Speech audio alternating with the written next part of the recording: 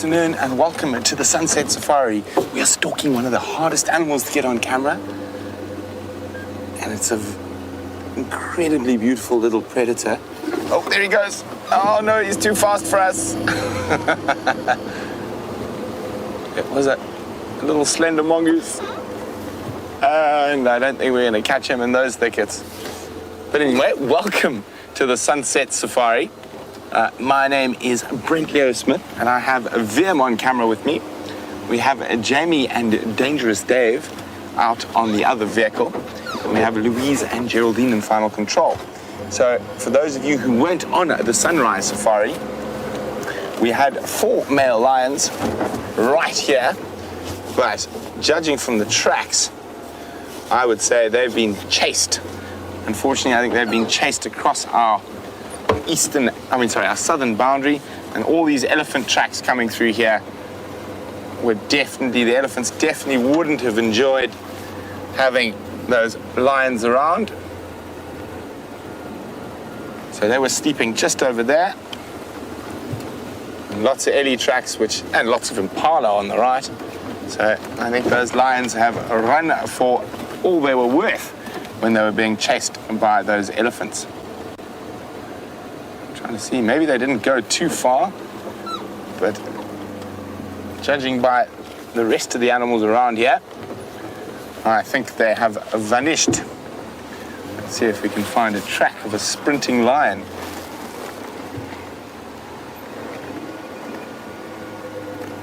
Unfortunately, lots of vehicles up and down this road, but I did get the report. There we go. Oh, half a lion track with a buffalo track on top of it. Oh, I'm too close, sorry, Liam.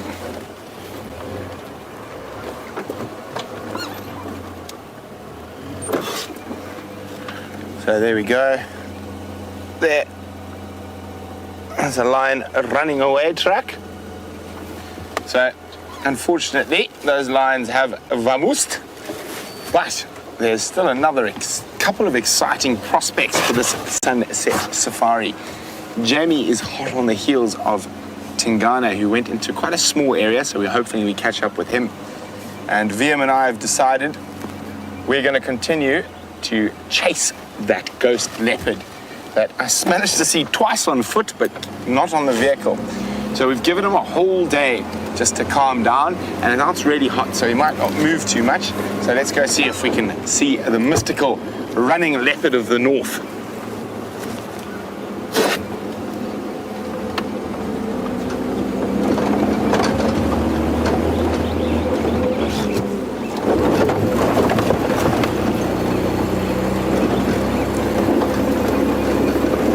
So a big welcome to Gag, who's on their first safari. So it says seatbelt is buckled and we're rearing to go. That we are. Hopefully we'll be able to find you some big cats.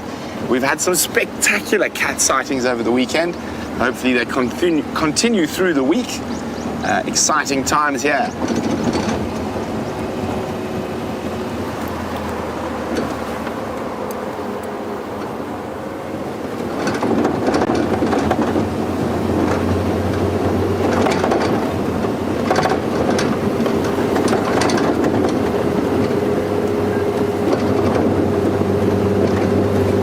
South Carolina wonders how many days can we keep this cat record going for. How many days has it been now? 3, 4? I'm not sure. When did we have Karula? I think that was... What day is it today? It's today Monday? Today is Monday. So it started on Thursday night with Karula and Shadow. And see, we don't know days of the week out here. It's a bit confusing. Every day it just melts into one.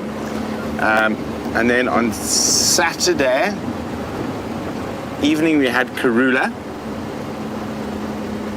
I think.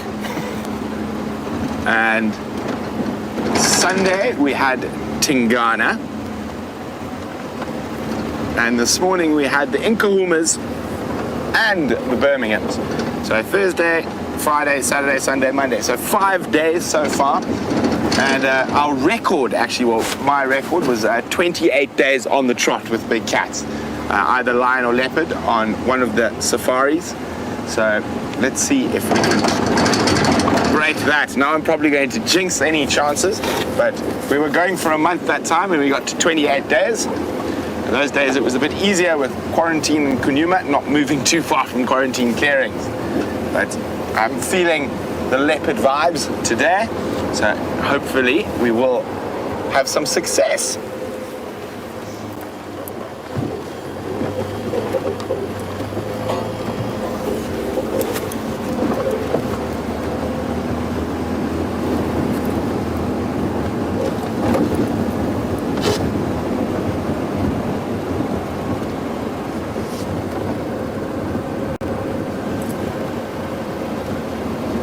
So apparently the damn camera is upside down, and Snoop says, well, this is what Africa really looks like to us Americans.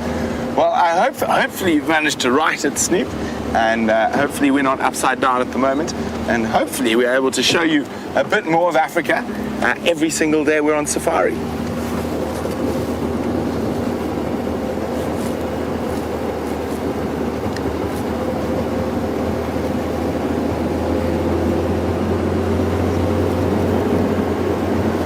We're just moving towards that area where I was following that drag mark, and we found that male leopard on foot. So I think the best way now is to actually find where that kill is.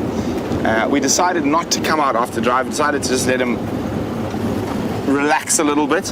We don't want to put too much pressure on. So we are going to go have a look now. And if I still feel he's too unrelaxed, if we find him on foot and he runs again, then we'll just leave him be for now. And hopefully with a bit of time and effort, that male leopard will calm down nicely and we'll be able to have some nice visuals of him.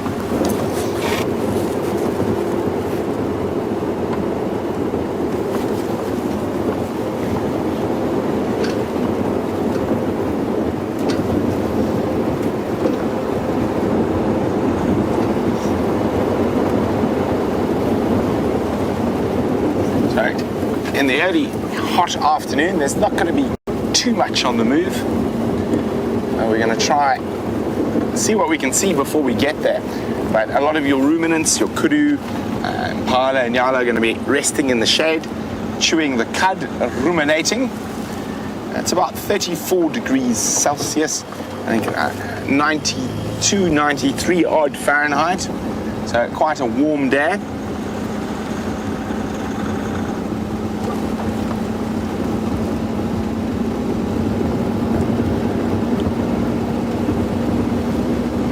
Last days of summer.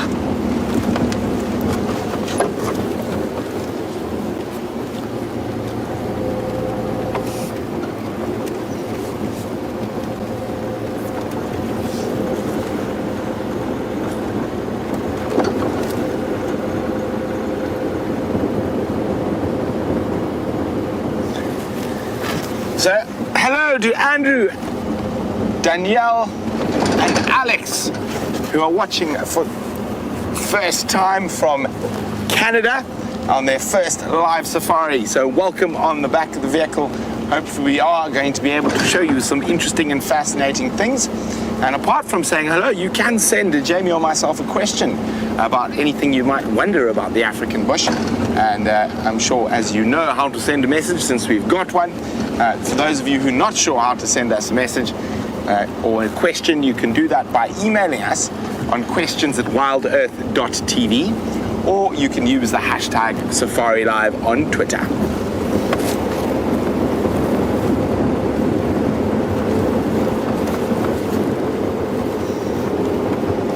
So while we go in search of the very, very timid and mysterious jitterish male leopard from the north, Jamie's got some great grey beasts to show you. Good afternoon. Now, in contrast to the leopard that Brent is tracking, we have an animal that's not timid, jitterish, or anything along those lines. He just didn't really want to start off with the opening shot that we had in mind at all, and decided to move exactly as Brent sent you across to us.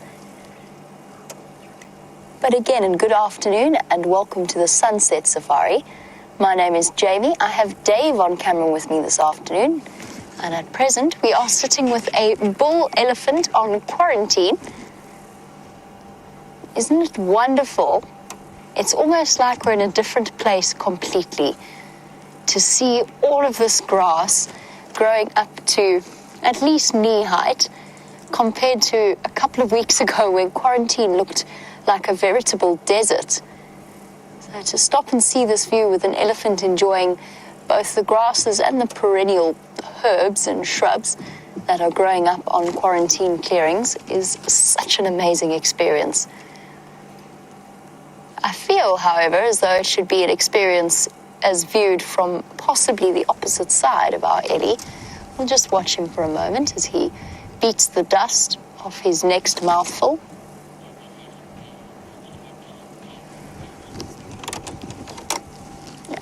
And just bear with me 1 second.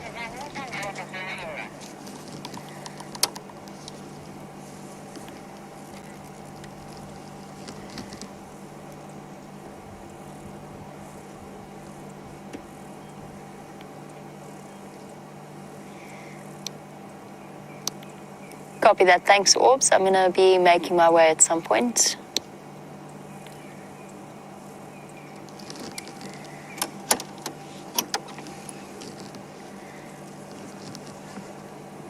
Just letting Aubrey know. Aubrey's been checking up on the position of the two Nkahuma lionesses from this morning that we went tracking down Vuyatela main access and just happened to see, since there was a head up peeking out from behind a termite mound. So we will be returning to them at some point. Now, while I loop around just to get us a nicer view of this lovely elephant bull, who is beautifully relaxed, I just wanted to give you an update for those. So guys, as we drove up, I just caught a glimpse of that leopard. He didn't run off too far. You see him there? He just went behind that thicket. Just stand by. And it's quite a young male, actually. It's not nearly as big as I originally thought. So he just dashed off there. He was lying out in the shade right here.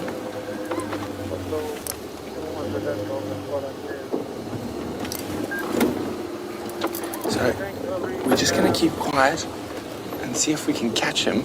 I'm going to pretend to drive away from him. So I'm not driving towards where he was. You got him? There we go. VM spotted him. He's just lying flat in that bush. You think if I go forward, VM, or back? Backwards.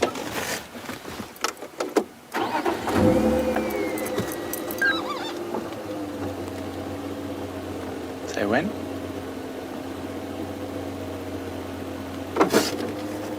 More? Okay, I'm just going to go forward a little bit. I think he's gone completely flat there. So the fact he didn't run away till I stopped the car is a good sign.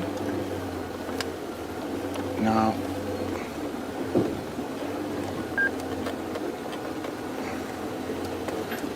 I'm just going to pretend to drive away from where he was.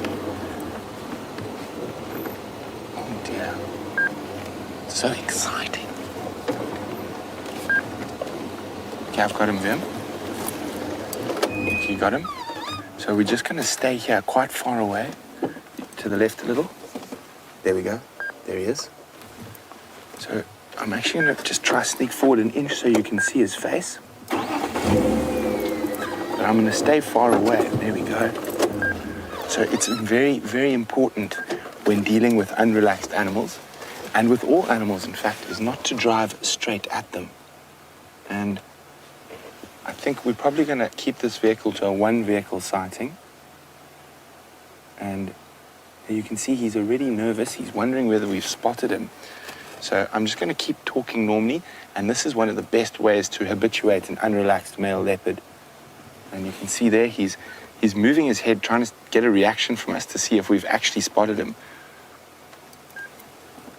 So I think whatever that kill is must be quite close. I think I might have been checking too far for it this morning. And Apparently I'm not sure he didn't look that big to me. I don't think he was an adult, so he's definitely not the same one that I saw a couple of weeks ago running away from me. He looks a bit younger to me.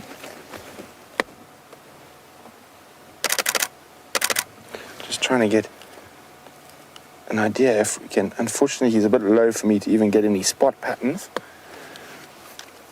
So I don't think this is the male that people call Djuma. I think this is a young dispersal male. He could come from anywhere. He could come from Kruger. He could come... Oh, there we go. We're not going to follow him. Let's have a look. See, he's not that old. He doesn't have that big a dewlap. Wait, let him turn. So we don't want to put any pressure by going any closer. He is quite a big boy, but not as old as someone like Son. I'd say he's probably about 4 or 5 years old. Just going to let him walk away. I'm not going to go follow him any closer. But Wiem and I are going to sit here. He seems to be looping back around now, Wiem. He might come out into the open again. You still got him? There he is. So you can see this is a really huge progress. He hasn't run away from us. He's stood up and he's walked away from us. So that's a massive, massive bit of progress. And again, it's all how you drive around these animals. And he's obviously come from an area like the Kruger where there's no cars there. So he hasn't learnt about vehicles yet. So we want to try to keep his interactions with the vehicles as positive as possible. And then hopefully in the not too distant future, he'll become a nice, relaxed male. So I don't want to move the car. I'm just going to, because I'm pretty sure he's just gone out of sight and he sat down. So I don't want to move the car. I don't want to spook him at all. So what Wiem and I are going to do is we're going to stay right here. We won't stay for too long, but I want to stay for at least 5 or 10 minutes. And we're just going to talk. So he gets used to the sound of voices. In the old days, I used to do this with the BBC radio. Just find where a leopard had a kill, leave an empty car with the BBC World Service talking. But we're going to do this ourselves for now. We don't have a BBC radio around. But while we try habituate this leopard a little bit, but it is exciting to see a new leopard. Let's go back to Jamie and those Ellies. How incredible is this? A new leopard slowly getting more and more used to having vehicles around. So I've stuck about on quarantine to give Brent the opportunity to spend a little bit of time off air, just quietly chatting, getting this leopard more and more used to the presence of vehicles. And what better way to sit and enjoy one's Monday afternoon? It is Monday, right, Dave? It is Monday. It is Monday. Just checking. There is no better way to spend an afternoon but to sit and spend some time with an elephant bull on quarantine. He currently looks as though he might actually be resting his head almost on that Ruler tree, or not quite. He was thinking about it earlier. Just enjoying the opportunity. You see how his ears are going furiously this afternoon.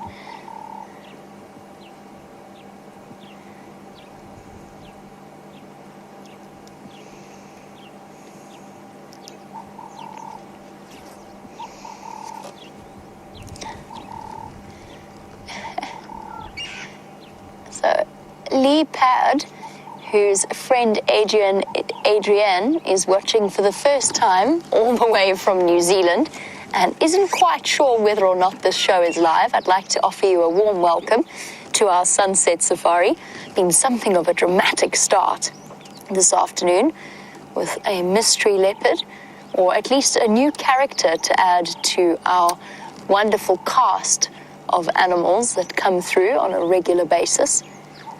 We are so fortunate to be in the position that we are in. And Adrienne, I really hope that you enjoy the sunset safari with us. I'm hoping at some point to go and track down Tingana, the big male leopard that we had yesterday afternoon on the sunset safari. His kill was somewhat unfairly stolen by the Birmingham boys sometime last night, and Brent had them looking somewhat not really full. An impala between 4 male lions, it doesn't really go all that far, but he did have them on Gowrie Main this morning, so our southern boundary, looking relatively full. I'm not sure whether Brent gave you that update or not, but those lions have since crossed south across our boundary. However, our Nkuhuma lionesses, the 2 lionesses that we had this morning as well on the sunrise safari, are still about, and we will be heading to them later, depending, of course, on what happens with the drive. Shall we go and get a slightly different view of our elephant so that we don't just have 4 legs, a tail, and a trunk peeking out from underneath a bush? I think that might be sensible. He is actually slowly contemplating coming to us. You like that, Dave? Okay. Cool.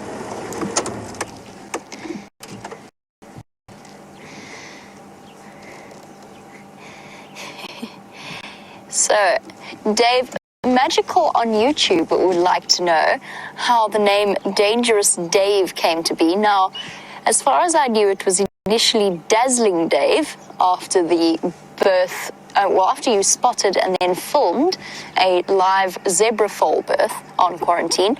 So, Dave, are you dangerous? I think that, yes, he is most dangerous.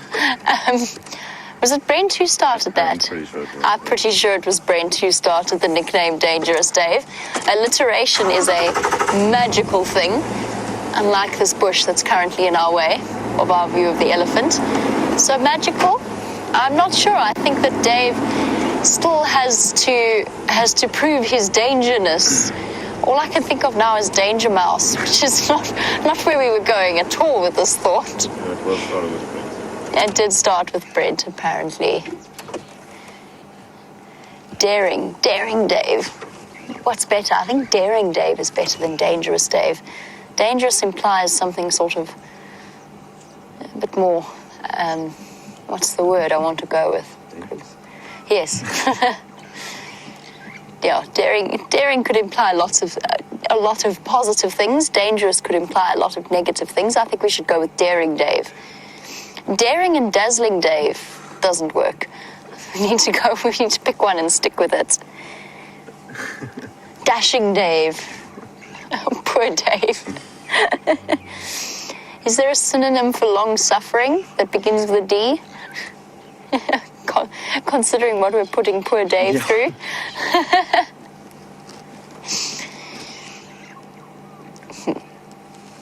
Dedicated Dave. Dedicated Dave. Putting up with us and our ridiculous shenanigans. Diplomatic Dave, not saying exactly what it is he thinks about this whole conversation. I could go on for a while. I'm going to stop now. Sorry, Dave. No, that's quite all right. It's a lovely shot of the elephant, Dave. Thank you.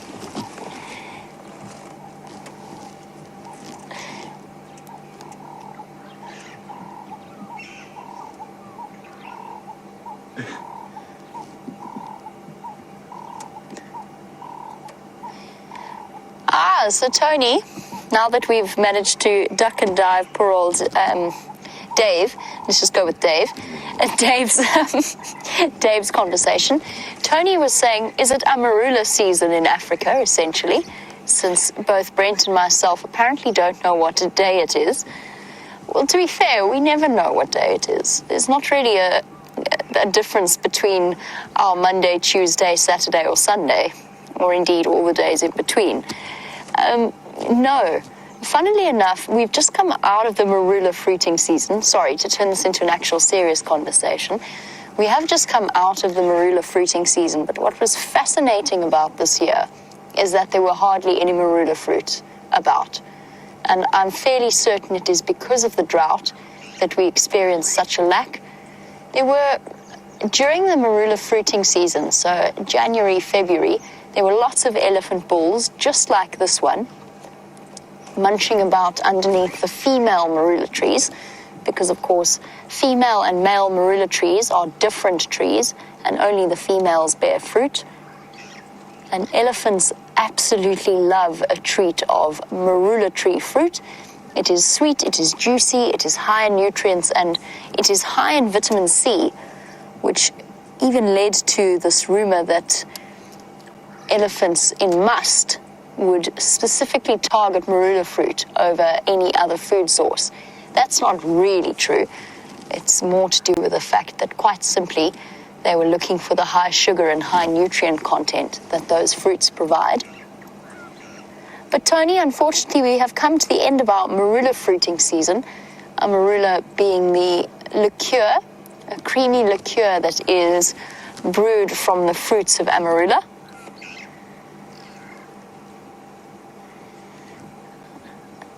We've passed that season for now, but it is a very, very popular drink in this particular area.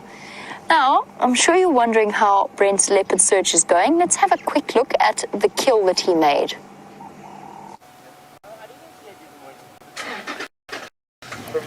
So guys, we found the kill, and it's a baby kudu.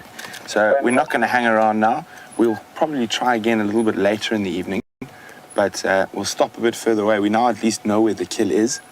So it was just where he was lying, and he has fed off it partially. He did look very well fed, so really exciting stuff. And this gives us a really good chance to habituate this animal.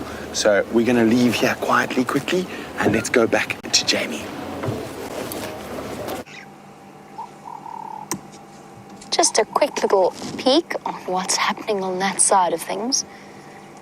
In the meantime, we are still with our lovely bull elephant, who has been so patient in listening to our somewhat absurd discussion of poor Dave's name. Very tolerant. Very tolerant. Very tolerant. Very, very tolerant. Oh, there he is. I knew I saw another elephant. I was wondering when he'd make an appearance. I'm going to go forward a little bit to show you what I mean. Since there is another young bull making his way onto quarantine, and I see where he's disappeared off to. He's gone to go and have a mud bath. There he's hiding behind the jackalberry tree that you can see on your screen. That, by the way, is the jackalberry tree that Karula had her kill in a couple of weeks ago. Here he comes, coming back to join his friend in snacking on the grasses of quarantine. Look at all the mud all over him. I wonder, I'm trying to work out where he's been to. He's come from the western edge of quarantine. Perhaps he was having a bath in the Djuma Dam. But I wonder that he didn't find some water still in the shade, in the protected areas of that drainage line. There is still groundwater about.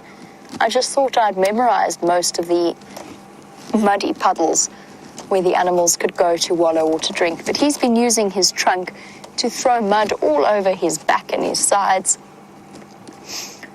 which on a blisteringly hot, really blisteringly hot day, considering it is autumn in the Sabi Sands, it's a great way for an elephant to cool down.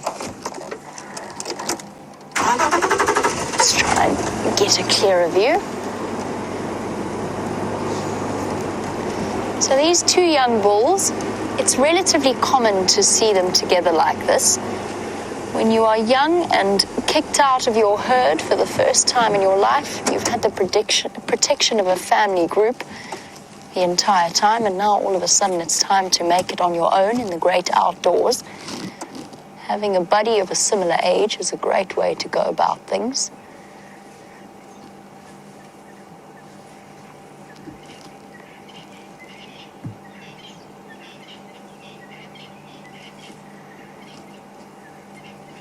And hello, Ivan. Ivan is watching all the way in Serbia and was wondering a little bit about the end of an elephant's tail and was wondering if that is hair. Yes, Ivan, that is hair at the end of an elephant's tail. They can use it as a very effective fly swat, as well as possibly even swishing about to communicate their mood to different individual or other individuals. What's up, boy? He just gave a really deep sigh. So, Ivan, believe it or not, elephants are covered in hair in certain places. Oh, time for a head scratch. Resting his weight against the tree. So elephants have hair all around their lips, around their eyelashes, even on their legs, even though you can't see it that clearly. Just bear with me one moment. Somebody's trying to call me. Standing by.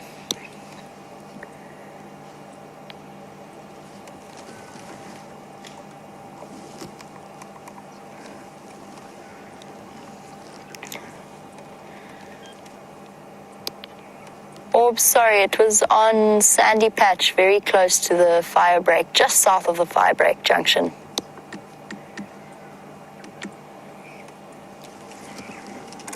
Just updating Aubrey about the leopard tracks that I saw this morning. So, Ivan, like all mammals, an elephant is a hairy animal. It might not be as clear as it is on something like a leopard or a lion, but they have hair inside their ears, they have hair on their lower lips, and when you touch their skin, every now and again you encounter a really thick, really bristly hair. None of the mammals go without it. He's been really, really obliging, but I'm just going to shift backwards a fraction as he comes to join us. You can see how beautifully relaxed he is. Such an obliging young boy.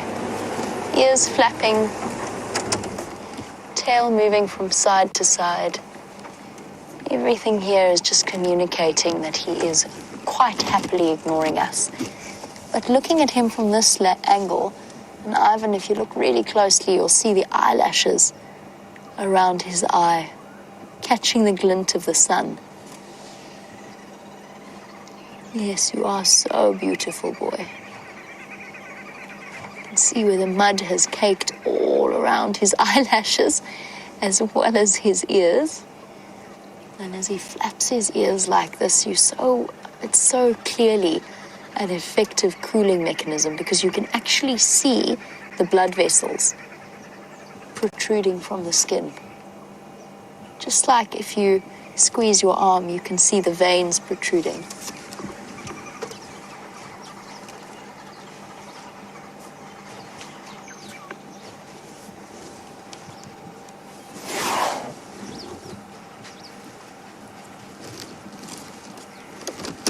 Sorry, guys, give me one more second. Go ahead, Andrew.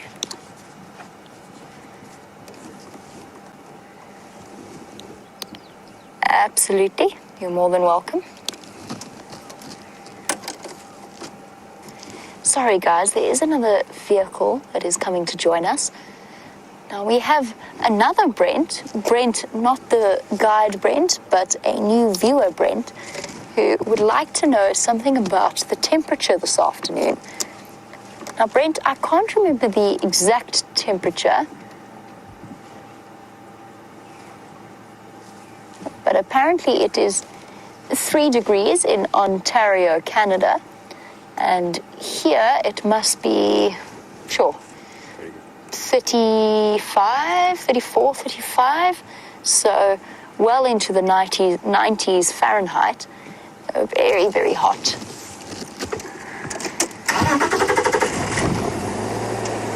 So that is 93 Fahrenheit, 34 degrees in centigrade. So definitely a very warm afternoon that we are enjoying, considering that we've been talking about winter approaching and how chilly it is in the mornings. Still these hot, hot afternoons.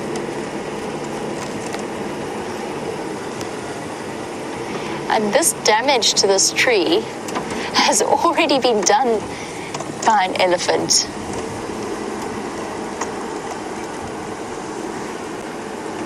Hello, boy. Can I come join you this side?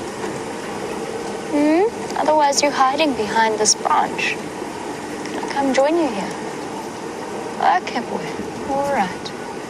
See? Yeah. All right, boy. It's okay. It's all right. All right. There you go. Yes, you are so beautiful. So I'm talking to him now just to convey intention rather than meaning or words. So the words that I'm saying are completely meaningless to him, but the tone is not. So a very gentle, very calm, very low-pitched tone is a way of my saying to him that I don't mean him any harm, any threat, and that he needn't be worried about our presence next to him.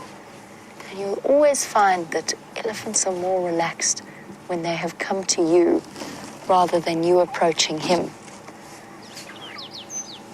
In this case, he's still perfectly calm. Hello, boy. Yes, you're going to come say hi at some point.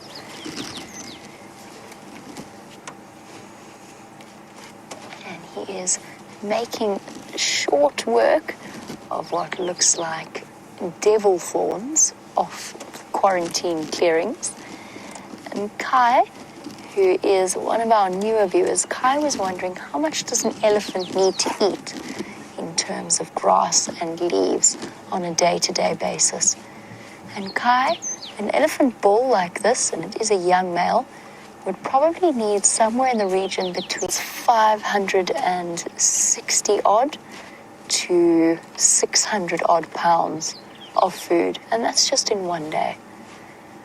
Most of that, however, is excrete, or a third of that at least, is excreted as waste product, so they have a very inefficient digestive system. And that's also one of the reasons why they are so water dependent, because their digestive processes need a great deal of water in order to digest the plant material that they do consume. But he is loving this new green blanket that has come across over quarantine in the last 10 days. It's like being in a different place completely. Look at him as he beats each piece that he grabs on the ground and on his legs as a way of ridding it of the dust and the dirt.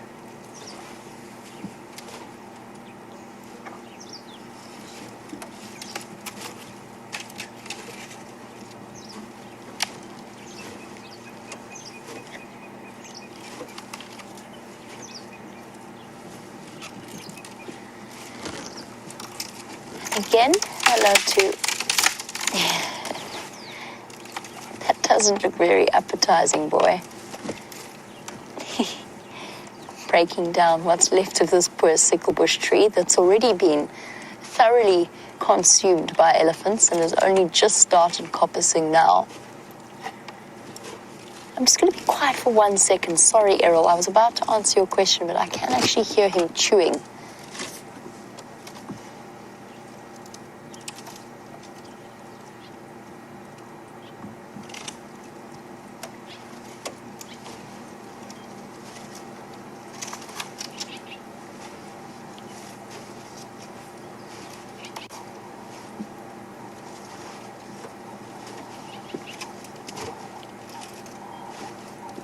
Can you hear his ears flapping against his side?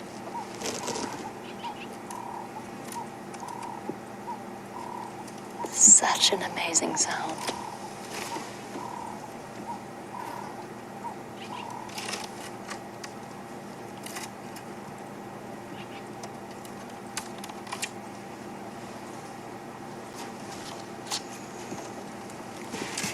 Okay. So just enjoying this moment while he's nice and close to us. Errol, you were wondering, and Errol's already been welcomed by Brent, but let me extend my welcome as well to Errol watching our show for the first time.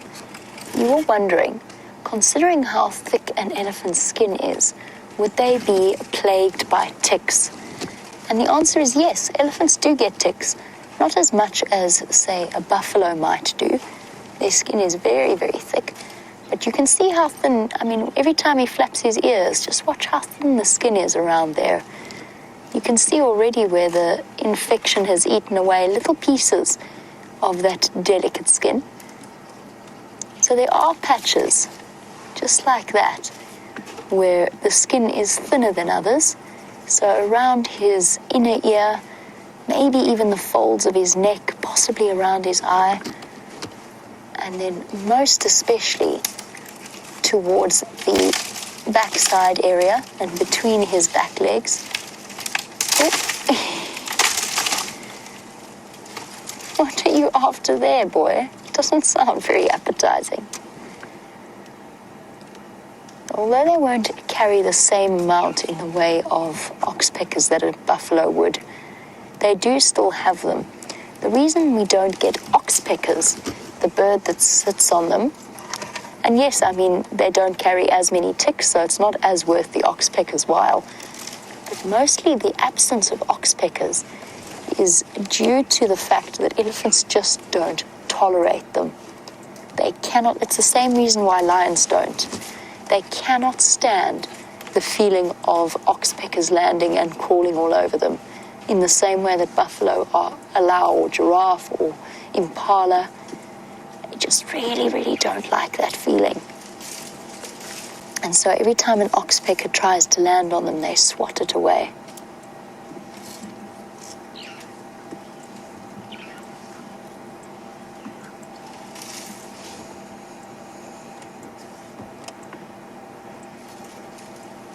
Yes. The second elephant, standing at the back. And our gentleman, is he determined to return to the sickle bush? It seems as though he is.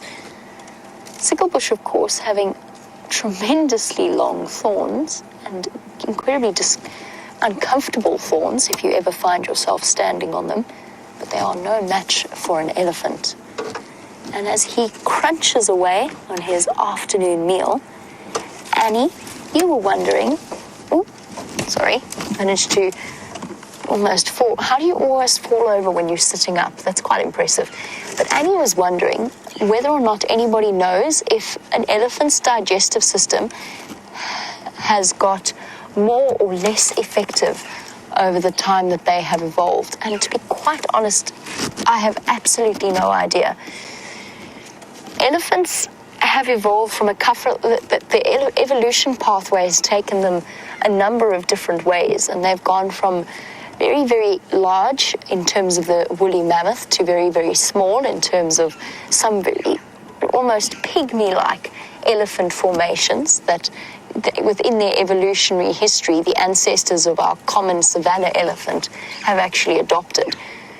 Whether or not their digestive systems were more efficient or less so, my guess, if we had to look at the woolly mammoth, somehow I feel as though its digestive system would have been probably more efficient than the African elephant or the African savanna elephant. And I'm saying that just because in general, animals from colder climates tend to be able to pack on more body fat when they need to. But really that is entirely a guess. I honestly have no idea if their digestive systems have evolved and become more efficient or less so. The only thing I can tell you is that their digestive systems have evolved alongside the ecosystem that we're currently in and the way that the trees are balanced and the grasses are balanced. So the amount of food that they need to eat is a way of balancing the trees and the grasses out here, if that makes any sense. Whether or not that has to do with the efficiency of their digestive system, I honestly have no idea.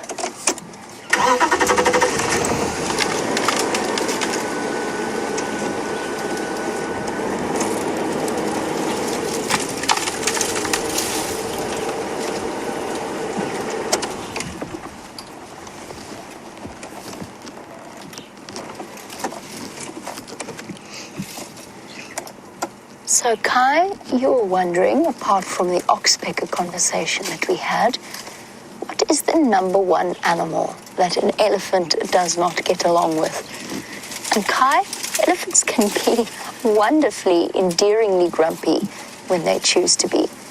in particular, they really seem to have it in for wild dogs.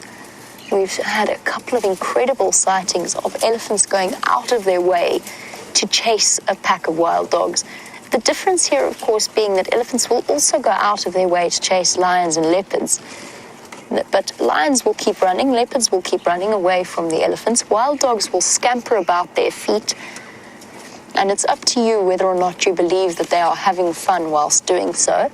Personally, I believe that they do have fun teasing elephants. I think they have a ball of a time proving their agility to these enormous giants in their eyes. So wild dogs definitely seem to rub elephants off the wrong way.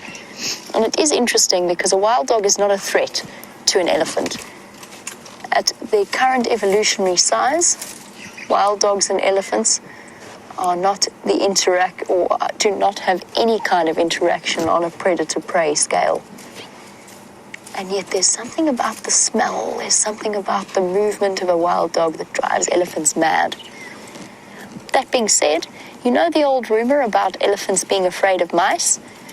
I have seen full-grown elephant run away from mice before. Promise you, I'm not joking. I've seen a mouse run across close to an elephant, and I've seen it freak out and run away. So part of the reason is because they've got a blind spot. And I mean, when we next have a look at him, just look at where his nose falls and underneath his tusk, and you can see it is impossible for him to see by his feet. Hello, boy. So something small skittering about there definitely has the ability to unsettle an elephant. Hello, beautiful. You are being so beautifully obliging, thank you. His trunk is covered in hair as well. Hello, boy. Come now. Don't touch. No, don't touch. All right, thank you. Thank you, boy. There was nothing serious there. He actually, funnily enough, he actually almost forgot that we were here. He was coming because he smelt something nice underneath the front of the car that he wanted. Usually when an elephant approaches like that, when they want to come up and investigate your car, they've got a very specific body posture. And you'll notice there I didn't raise my tone, and I didn't tap the side of the car. I didn't do anything to try and, as I have had to do in the past with elephants that want to come up and touch the car. At no point did I actually feel that was happening with this elephant. All I did was put 2 fingers on the side of the door, probably so softly that you couldn't hear it. That was all that we had to do. And just change my tone by a nuance. And that was all that was needed to just say to him that he was a little bit in my body space. And even then, I wasn't terribly concerned about it. It was just more a reminder that I was here, because I think he got so involved in this current feeding state of mind that he's in that he kind of sort of forgot there that we were here. It does happen.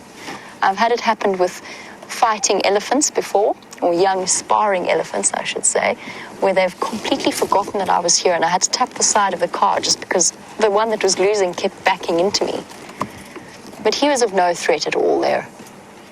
It was just a very gentle, all I was doing was giving him a very gentle reminder that I was still here. And look at his body language. He hasn't looked at me once since we did that. Yes, boy. Did you forget we were here for a second?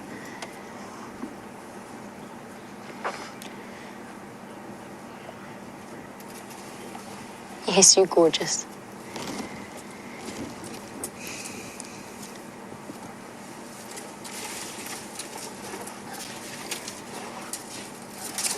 Now, I said he forgot that we were here. I think that was maybe a bad explanation. Elephants are smart enough that that doesn't really happen. He just got so absent-minded and comfortable with us here that he just kind of wandered across to us. And with it, he brought this incredible smell of elephant. It's almost like a horsey smell. Grassy and fresh and very big animal. And Tony was wondering a little bit, since we're discussing having an elephant close and what sort of signs or how I would react differently. Yes, boy. Was that a particularly nice mouthful? He just gave me this very lazy sort of half-lidded glance. I just realized there's another male coming up behind me, and I was talking about the smell, and I just wanted to have a good sniff of this individual, because these two are perfectly, beautifully calm. And I wanted to just make sure that this elephant that was coming up behind me was not the one that's been currently in must and has been pursuing vehicles for no clear or apparent reason recently. And it's maybe just a bit of a temper tantrum with his must cycle. So, Tony, you were wondering about what the signs are of must. Let me just talk about what it is first. It's a period in a male elephant's life, and they go through it at different times. So the younger elephants will go through it for shorter periods, but more frequently. The older elephants will go through it for a longer period, but less frequently. And essentially what it is it's a raised testosterone level within the elephant itself. It makes it, first of all, more likely to go and seek out a female in estrus with whom to mate with. And then at this... Sorry, just listening to the Aubrey. He's also tracking, or he's been trying to track it in Ghana. So I was just listening to his update. He's been tracking Triple M. Oh, it sounds as though Brent's following up on that particular elephant. Okay. Right, so back to the must cycle of elephant. Tony, when they start to stream from their temporal glands, as well as they get what's known as a must walk. It's a very arrogant, almost swagger-like posture that they do, with their ears above, and this is one of the best signs, or best ways of reading it, particularly if an elephant's been rolling in mud, so you can't see the secretions from their temporal glands. When the level of their ears falls higher than their shoulders, and let's just look sort of at what I mean. This is a very relaxed, non-must elephant. And although when he leans down, when he rests down, his ears change position, the top part of his ear that connects to his skull, the joint where it connects, that curve connects to the top part of his head, is below his shoulder. In a must bull, it's held very, very high. The muscles are almost in a constant state of contraction, holding that ear above the shoulder height. And then in the absolute height of must, they will start to dribble or secrete a very strong smelling urine almost constantly, and very often they are clearly visible as a male elephant. So essentially they have an erection for a great deal of the time that they are in must. And those are the sort of signs that you look out for. The secretion of urine is the most prominent, and that's when you know that they are absolutely in the height of must, and you'll smell it. It's a very, very different scent from the typical elephant bull smell. So in young males, it only lasts maybe a week to 3 weeks, but it happens a couple of times a year.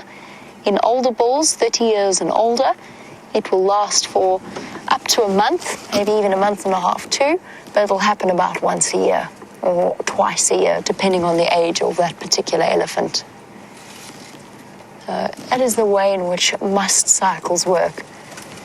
Now, it's interesting. I mean, we're sitting, it's not the best view, but we've been discussing this bull with the cut in his ear. He seems to have moved off for now, but what he very kindly did was break down a fence 3 nights in a row.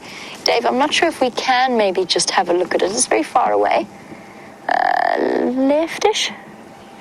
There we go. You guys can sort of see. I know it's far, but you can sort of see what happened to that particular fence when it decided to tangle with an elephant. That was the 3rd night in a row, at which point the elephant decided to make the damage pretty much unfixable without replacing the fence itself. Oh, here we go. Another young bull. Hello, boy. Where did you sneak up from, You've also been bathing in mud. There must be a mud wallow down there that I didn't know about.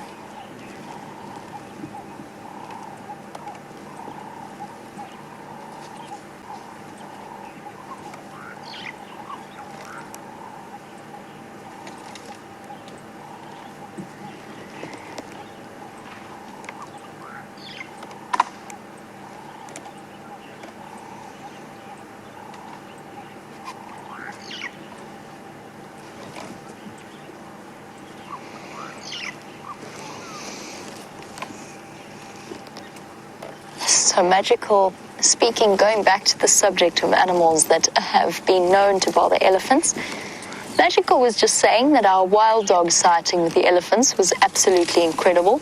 We've had a few of them, and there's nothing like watching a sighting like that. Oh, I love the way they rock. They rest one leg against the other. It's so special. So we've had a few, and it's so interesting to try and observe a wild dog sighting and talk about it and try and dodge the elephant's misplaced, not anger, but just misplaced upset when they're trying to decide which way they're going to go, but completely agreed that those sorts of sightings are incredible. But to a creature even smaller than a wild dog, Janie has been watching documentaries about elephants, African elephants, and bees, and was wondering a little bit about... Sorry, I'm just turning down my game drive comms.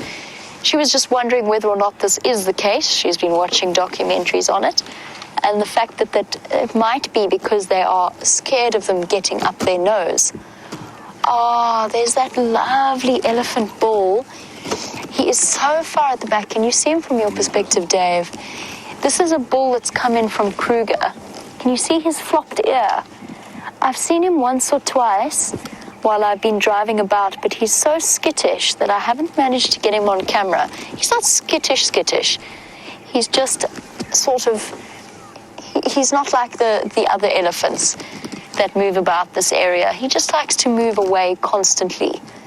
I think Brent might have put him on camera. I don't know, Dave, if you've been with Brent when he has. I've definitely seen him fairly regularly.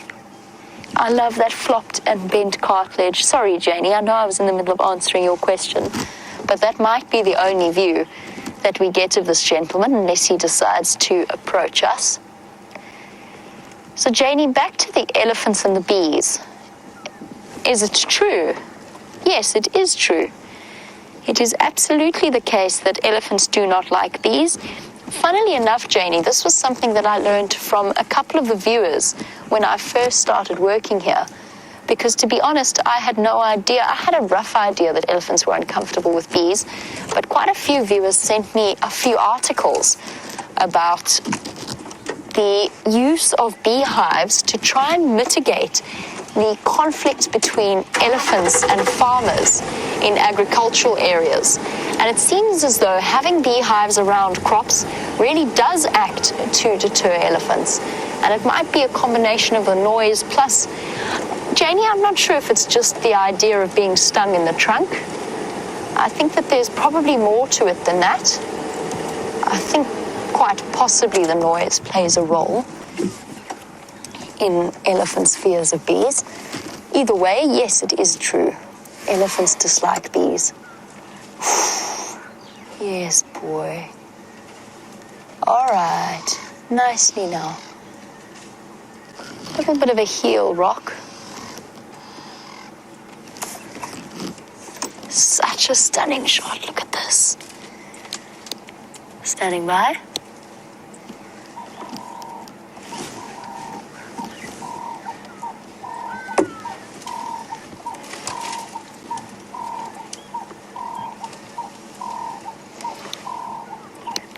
Okay, copy.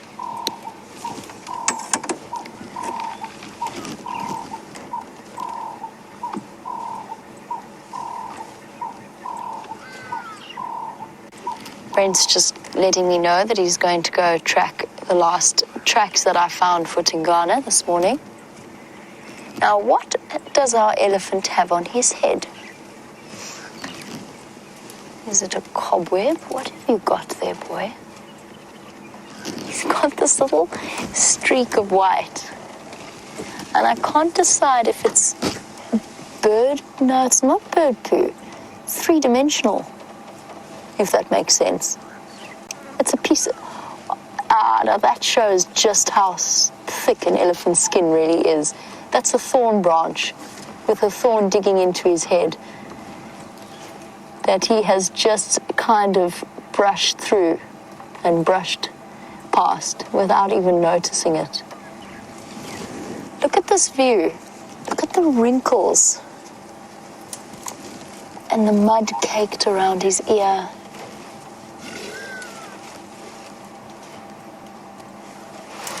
There you can see where he's moved through the thorn bushes. You can see all of the scratches, those pale lines along his ear, for example.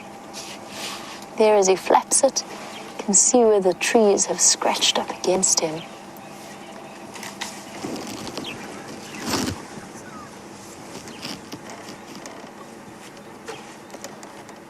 All the while producing the gentle, or at least the gentle smell of elephant digestive gases wafting over us in the loveliest possible way. Oh, blowing, clearing your trunk. That was basically a sneeze. It wasn't quite a sneeze. It wasn't as involuntary as that. He was deliberately blowing out of his trunk to rid it of dirt. He's such a special boy, this one. He's just been so wonderfully relaxed. I'm really enjoying my time with him.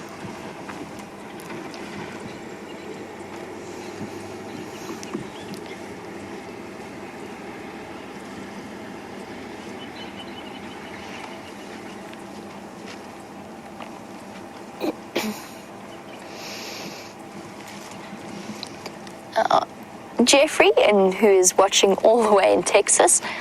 Hello, Jeffrey. Welcome to our sunset safari. So Jeffrey was wondering about the nerve endings within an elephant's trunk, essentially asking, do they have them inside of their trunks? And if so, how far up the trunk can an elephant feel? So Jeffrey, they have nerve endings all the way up their trunk, right up into their sinuses, just in the same way that we do. The difference is the combination of, for example, nerve cells of pressure versus nerve cells of pain versus the nerve cells that sense, or the sensory cells that sense temperature changes.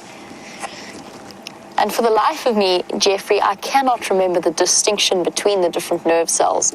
But for example, the tip of this elephant's trunk will have plenty of touch receptors, so pressure, probably a little bit of sensitivity, maybe temperature control, that will then continue up towards the trunk, but they need more or a higher concentration around the tip than they do further up the nasal passages. Now, if you've ever seen an elephant's skull, they have tremendously large sinuses. That was interesting. He very clearly just kicked that younger bull off that tree without even really needing to be terribly aggressive about it. He just kind of strolled. And those are two almost fully grown, or what were fully grown marulas that have been pushed over, snapped, chewed on, coppiced, and are now being munched on once again. So trees of true survival from an elephant's perspective. So Jeffrey, in terms of feeling, yes, an elephant can feel just like when you accidentally choke on something and you get water coming out of your nose, or you accidentally get rolled over by a wave in the sea and you breathe in the salt water, and that burning sensation that you get at the back of your nose or your throat.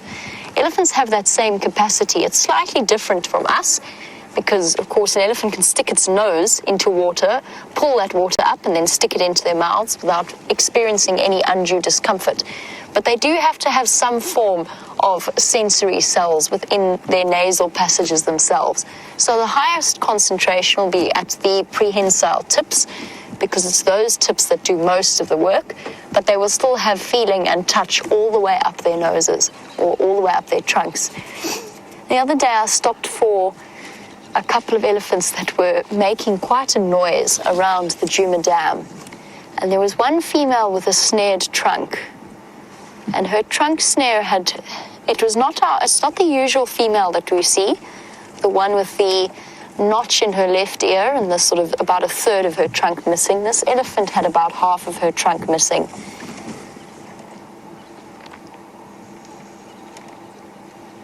And she was snoring and snorting away. Still surviving perfectly happily, but it was very sad to see.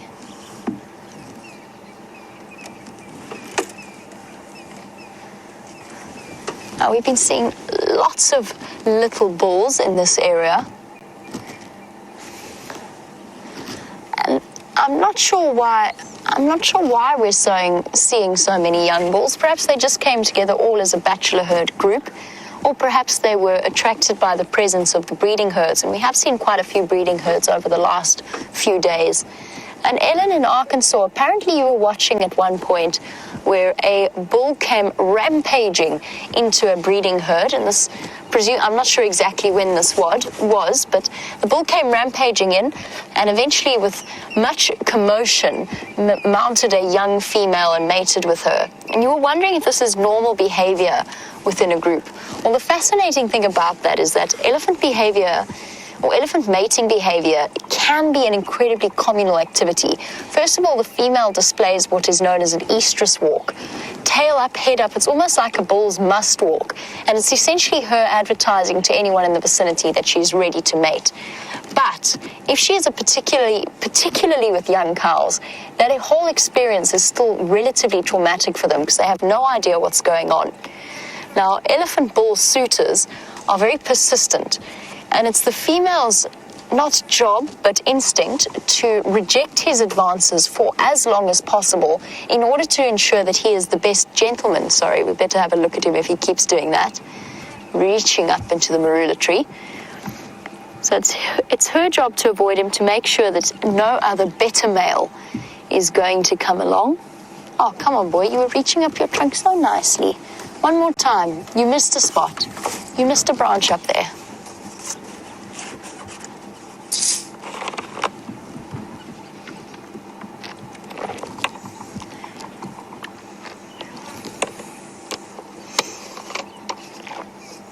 Sorry, Ellen, I'm just having a quick sip of water. It is a very warm afternoon. So, Ellen, it is normal mating behavior. And she, as I said, she will reject him, and he gets more vocal and desperate as she continues to do so. So elephant mating is very much a herd affair.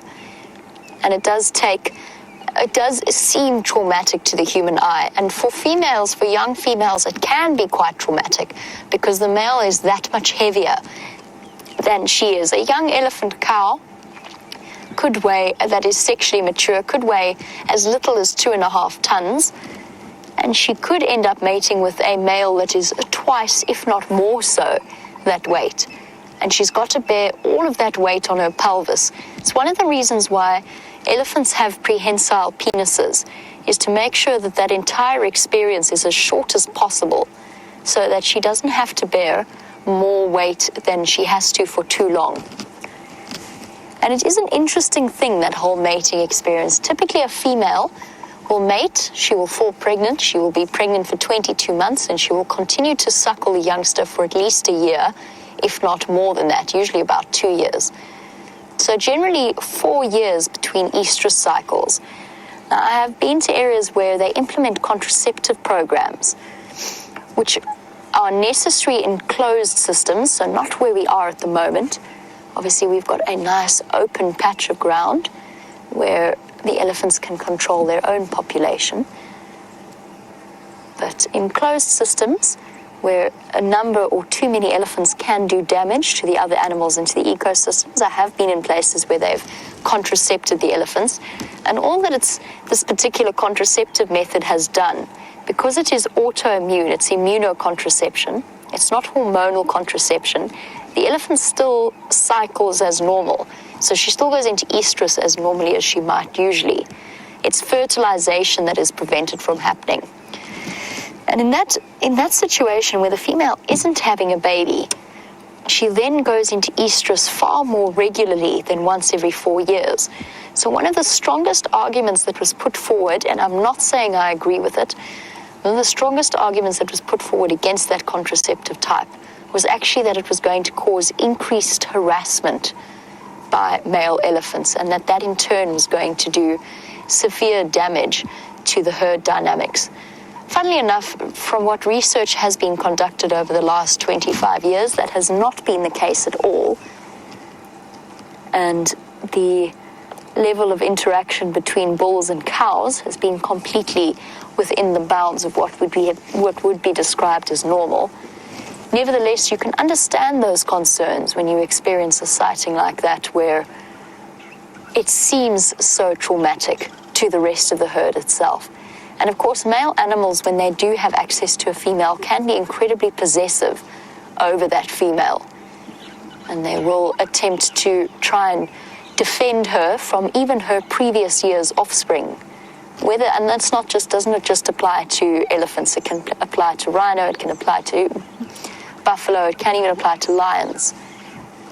They can get quite aggressive with anybody or any animal that they perceive as standing in their way. Still normal though, Ellen, in that particular situation.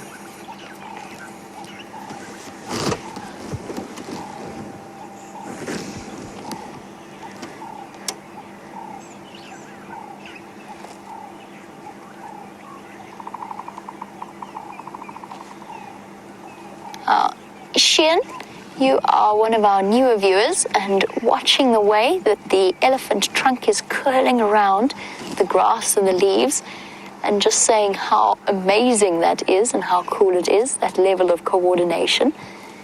Such a beautiful sighting and peaceful sighting that we've been enjoying this afternoon. And Shia, that elephant trunk is the most extraordinary instrument out of any in the animal kingdom.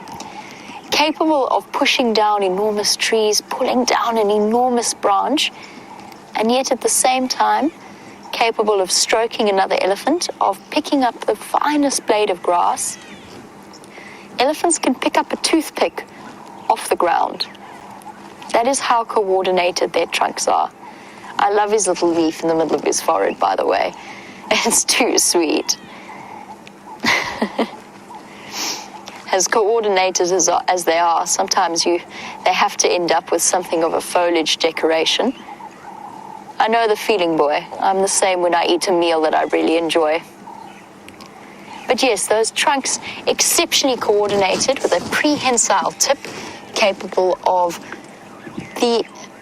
and elephants have this brain that is devoted towards proprioception and their dimension of the three-dimensional world around them. So their trunks are the most incredible things. Now, we have really, truly enjoyed this elephant sighting for the last hour. It's been incredibly special. I think it might be time for us to move on, maybe go and see what those lions are up to. In the meantime, let's see how Brent has got on with tracking his leopard.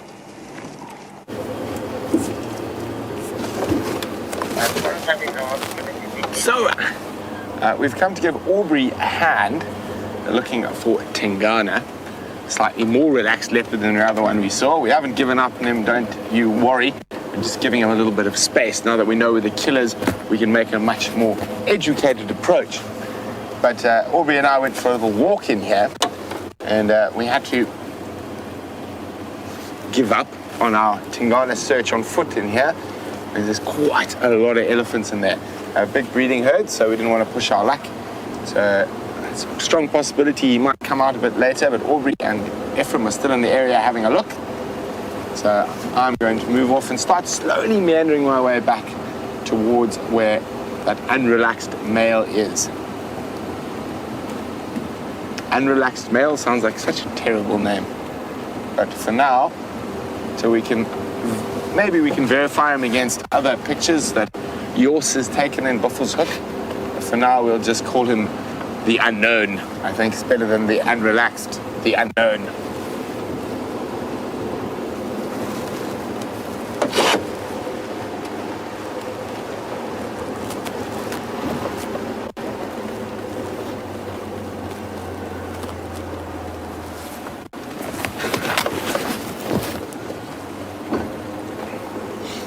Now, Maurice would like to know, is that the leopard I spotted a few weeks ago? It wasn't. The one I saw a few weeks ago was an adult male, so a bit bigger than this guy. This guy's a young adult. I mean, maybe as old as 5. I'd guess probably closer to 4. But, oof. Difficult to say. We didn't really get the best view. So what our plan is now, we're going to slowly meander there. And we're going to approach from the northern side this time, so we can see from quite a long way away. We came from the southern side on our way there, and we sort of got surprised, because as we came around the corner, he was right there. So from the northern side we can approach, we know where the carcass is, so we can stop at probably about 70, 80 meters away. And hopefully he would have moved back towards the carcass. Otherwise we'll just wait patiently for a little bit. Hello boys and girls. Now careful, we think Tingana's around here and he likes your lot.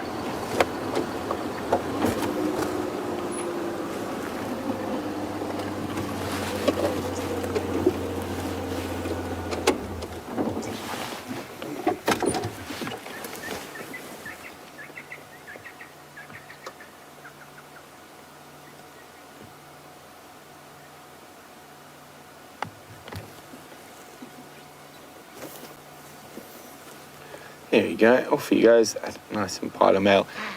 Oh, there we go, snorting at the ladies, just for good measure. So you will find quite a few male impala fall victim to leopards at this time of the year due to their complete fixation on mating.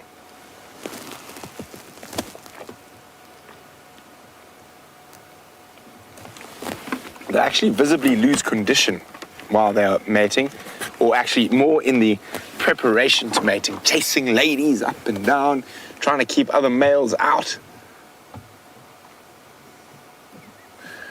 Very busy job trying to keep all the girls in check. Now he seems to have himself quite a nice little group of ladies here. And if we meander a little bit further down the road, I think that's where the guys who don't have any girlfriends just yet are. So not too far away from his precious resource of ladies. We should find a little bachelor group. That constant snorting is also probably to remind these guys, there we go, all the boys,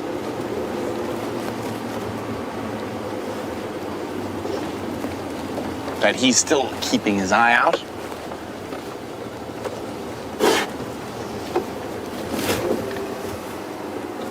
Hey boys. Well, he's a bit too young to challenge this year, but he's not. Towards the boundary. So you want to come in it?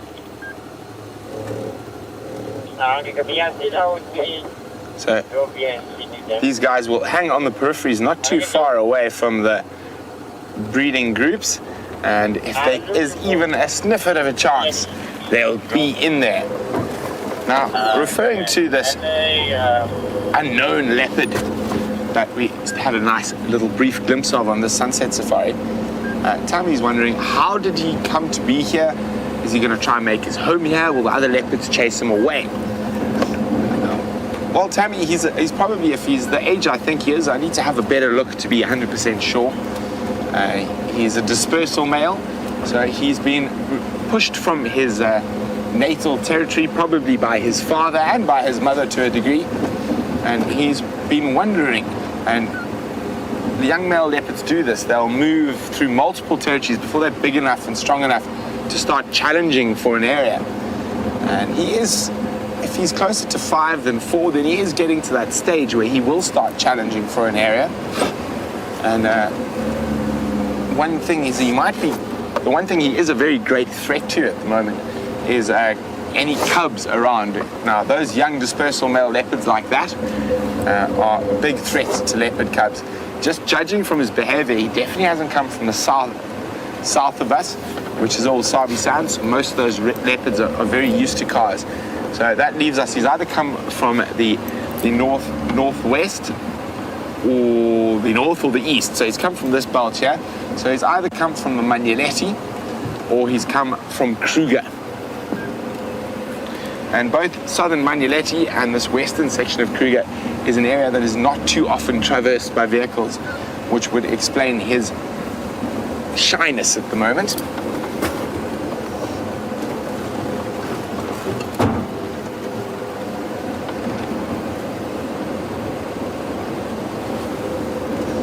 But very, very interesting to actually see a new leopard.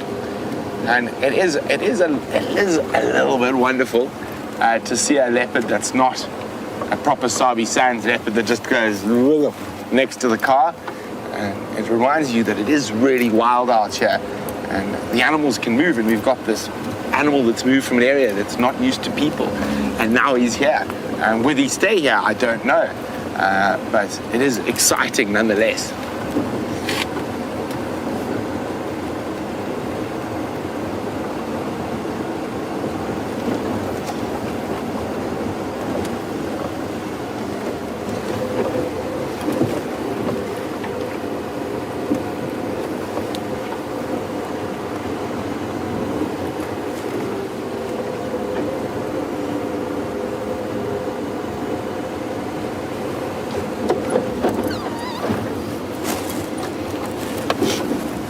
So Christopher, who's in Arizona, Christopher would like to know, where would I like to take a live game drive if I could take one anywhere in the world, obviously, of course, apart from Djuma? Well, Christopher, that's an excellent question. I think for me personally, it would probably have to be in Africa. It would be the northern Chobe complex up that part of the world. And incredible predator interaction, incredible predator density in that area. And outside of Africa, that is a very difficult one. It would either be India or Brazil. I think Brazil might win for the Pantanal, for the jaguars, the weird anteaters and all that, and I don't know, and the birds, of course. So I think in Africa would be northern Botswana, and in outside of Africa, the Pantanal in Brazil.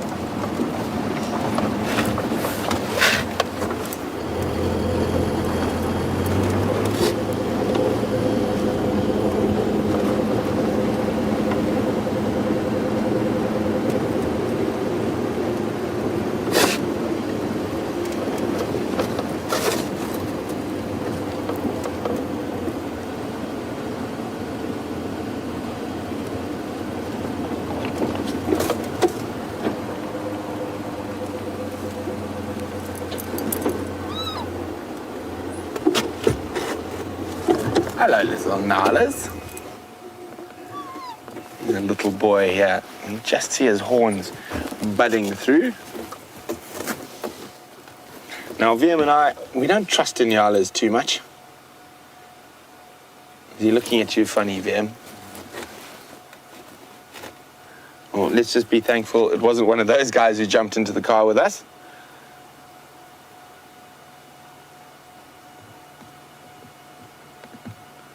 There you go. The Nyala often move out onto slightly more open areas in the late afternoon for a bout of feeding before returning to the safety of the thickets as it goes towards darkness. And there are those wonderful Ellies you've just been with Jamie, so I'm not going to stay with them. I'll keep going past.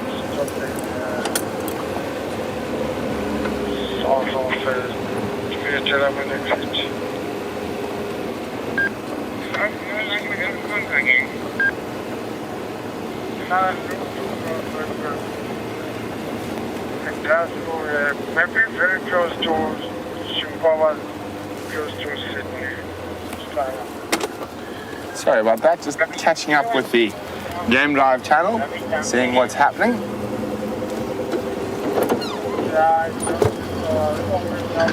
There's going to be a gorgeous evening, and I've just heard Jamie's just come across a big breeding herd of Ellie, so let's go have a look. It is indeed the most gorgeous evening, and at the moment I'm really enjoying these long distance shots of elephants moving across to water. They've just arrived at the Djuma Pan, and I wanted to just give you this overall view of them. Oh, there's a buffalo who is not terribly chuffed with his company at the waterhole. Look at the elephant on the left there. He is not so certain, not so impressed. But yes, there's a whole herd of elephants approaching this waterhole. We can go a little bit closer now that we've just had this incredible view in the afternoon light. I've been distracted from heading across to the lions. It's just too beautiful. Look at those elephants walking across on the other side of the dam wall. Here we go. Just the wandering through the patchy sunlight is so beautiful.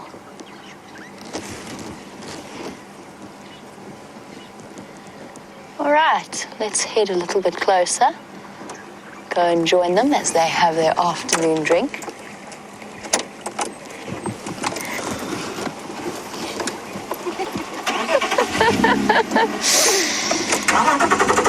I wonder if Brent wants to try and... I was wondering if Brent was going to come and try and steal the elephant sighting as well as the leopard, but it didn't work out so well. He did manage to spray us with water, much like an elephant sprays its trunk as he drove past. Let's move across to the dam.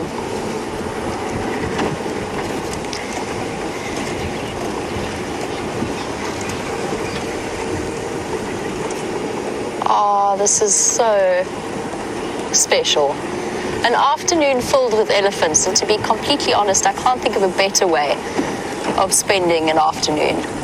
Yes, we will definitely go to the lions. I've just been waiting for some of the other vehicles to move through that particular sighting, as well as for the afternoon to get a little bit cooler so that we can go and enjoy the sighting when they might decide to get up and move about.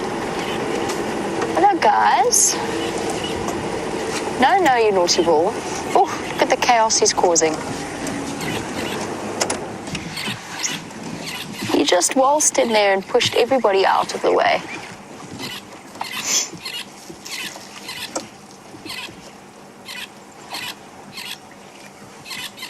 A young elephant bull reaching across to sniff this one. Sniffing around the temporal glands and also sticking his trunk into the other elephant's mouth. We might even see him put his trunk, the elephant on the right, we might even see him put his trunk into his own mouth. So elephants can't phlegm and grimace. And the way that they approach that is to put the tip of their trunk against where the organ of Jacobson sits at the roof of the mouth.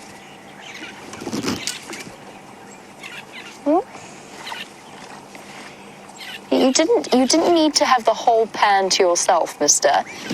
You've now chased all of them away, except for this youngster on the right. And we'll move to enjoy the grasses that are currently growing on this clearing. Lots of little ones in this herd, at least 4 or 5.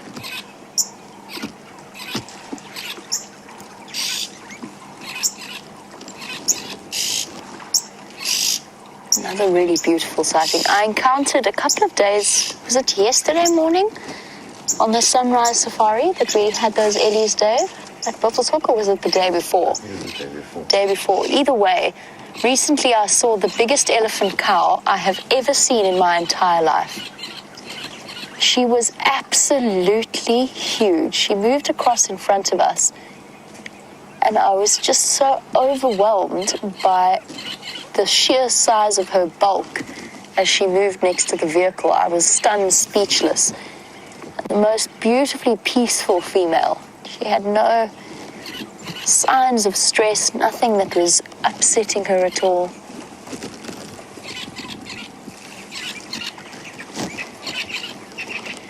And this little naughty youngster at the back there. Are you up to nothing? No good, little one? No, just been having a bath, covered in mud and water.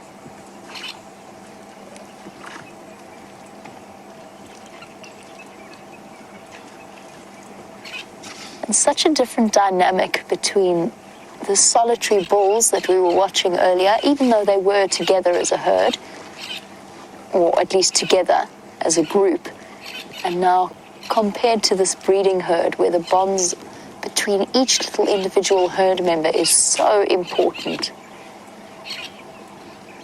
Moms and aunts and sisters. Let's just have a look and see.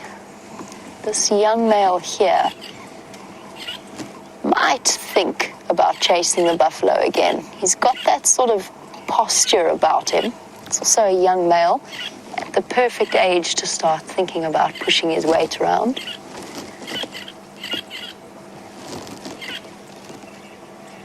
Oh, no, more intimidated by the other females in the herd than he is concerned about chasing a buffalo.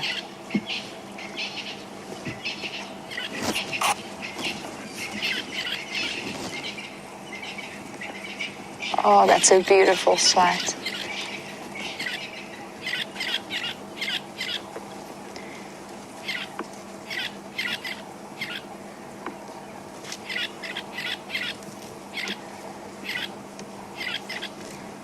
And then Sean, who is watching in Canada, you were just saying that you are loving our show. And it is wonderful to have you on board with us. We were talking a little bit about bees earlier. You were wondering if we have African bees or Africanized bees in this area. The answer is yes, we do. The African, in inverted commas, killer bee, which the name has since been changed to just the African honeybee, but it has been previously known as the African killer bee, does occur naturally in this area, as do multiple other species of bee, including the Mopani bee, which is crucial in pollinating a lot of the different flowers out here. Hello, little one. You stick close to Mom there. Oh. Saying hello to an older cousin. Here we go, trunk in mouth. It's the best. Oh. It's the best place to really get a good sniff of your companion, sticking a trunk in the mouth.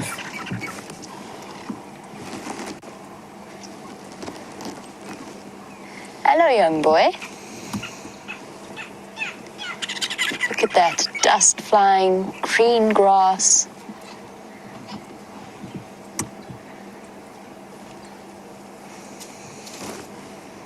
Hello, boy. And now, are you going to come and be terribly, thinking about it? Not quite brave enough. So, Kathy, watching our elephants snack away, you were wondering whether or not...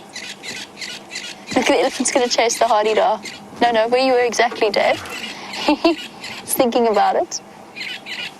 That is out at the approach at the hardy-dar. Brings us back to what we were saying about elephants and mice. Changed her mind. She definitely thought about it, and she's still not quite certain how she feels about the hardy-dar. The little bird. Sorry, Kathy. You were asking about whether or not elephants ever eat mushrooms. I've very seldom seen them go for mushrooms. I have seen them put the odd mushroom in their mouth and then spit it out again. So I haven't seen them munching all that often. I'm sure that there are types of mushroom, though, that are edible to elephants. I just haven't observed the practice myself. Just in the same way that there are different types of mushroom that we can eat as opposed to the ones that are toxic to us. Kathy, I've been really interested in fungus over the last few days since the rain has occurred and since I've been double checking up all the different species that we get. Hello.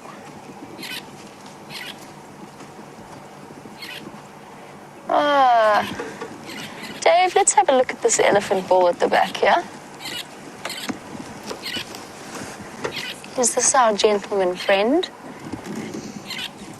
No, it's not. I think it's just a ball coming for a drink.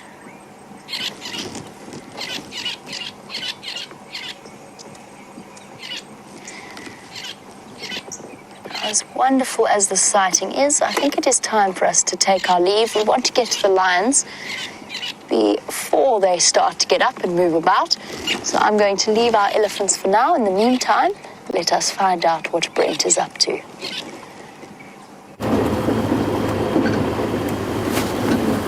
So we're nearly back where we last saw that unrelaxed male leopard.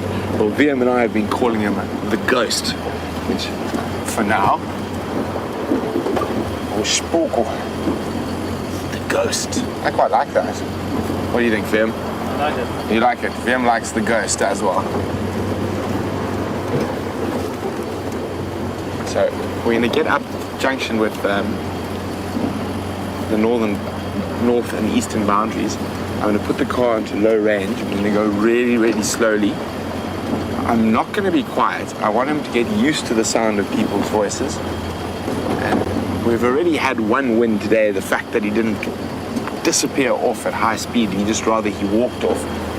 So I'm hoping that if we stay a little bit further away this time, and we know where the carcass is, he might continue to feed. Even if it is a little bit sneakily and hiding a little bit, it'll still be worthwhile just spending some time with him, teaching him that we're not out to get him, we're not a threat.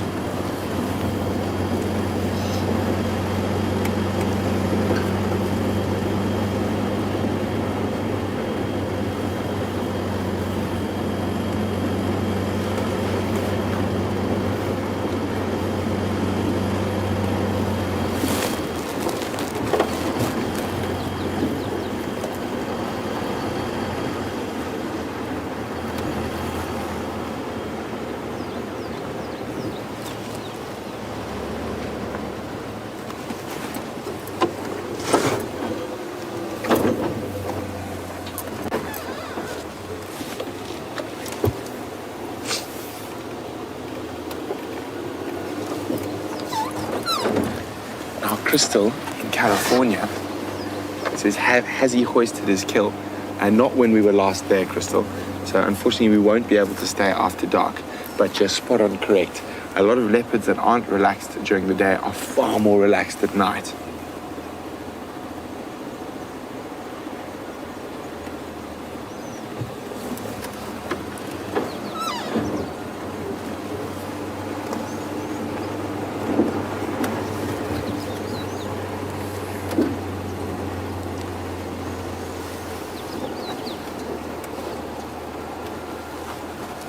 So it's just beyond there, around the corner. So it's a fine line we're riding now between surprising him completely by going in so quietly or coming in too brash. So we want to just sort of find that middle ground between.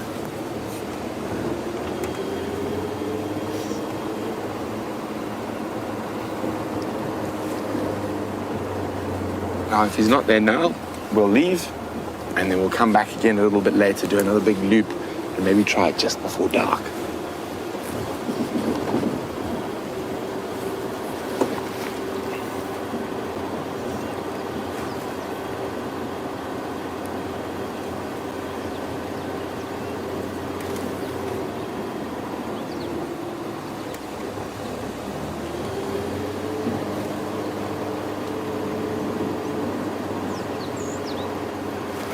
Nearly there. So as I said, I'm not going to be completely quiet. I do want him to get used to the sound of a person's voice, but I think he's got bigger problems than us.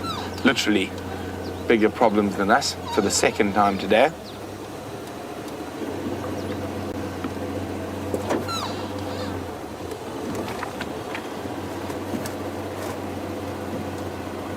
Could be another reason why he's so unrelaxed. He's had multiple elephant herds through where he's feeding. Oh, look at that little one playing.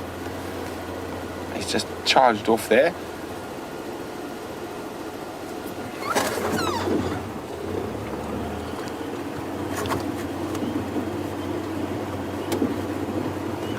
Now, he probably just lay flat where that carcass is.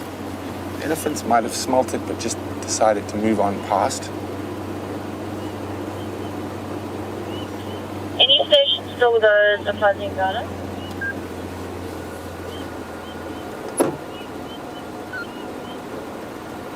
Well, it looks like these elephants were a little bit further away from where he was earlier.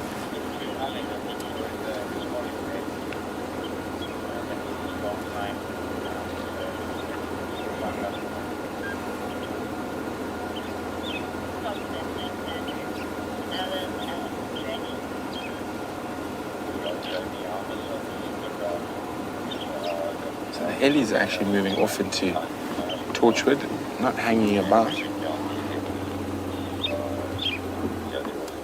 There they go. Well, we'll come back and have a look at them if we have no luck a little bit further on.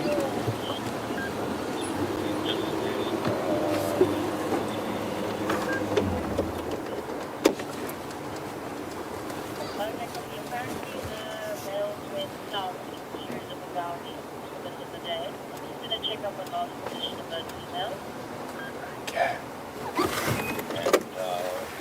You got him good? So we're staying quite far away. There he is.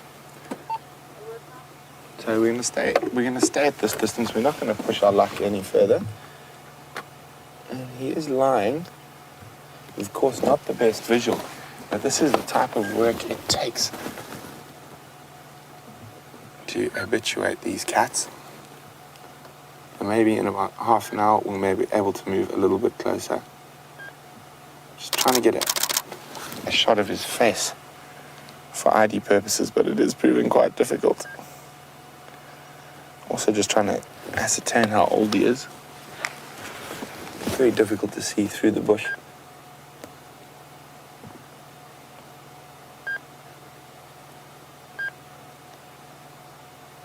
Maybe he's a bit older. I'm not sure. It's so difficult to see. We really haven't had the best visuals of him.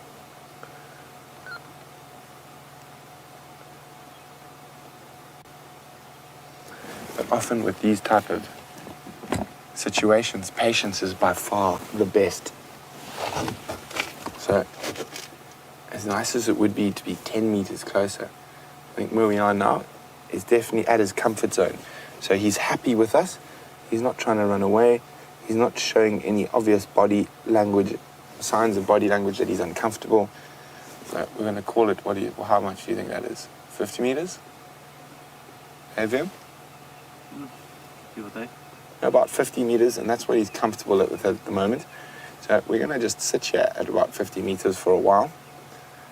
And sometimes they can calm down quite quickly. Other times it does take a little bit. And, you can even see his beautiful little white tip to the tail there.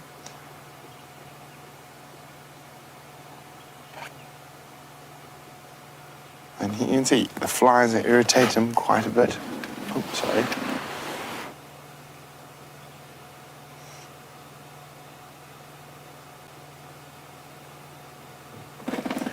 It's also very, very important with animals like this not to push them too early.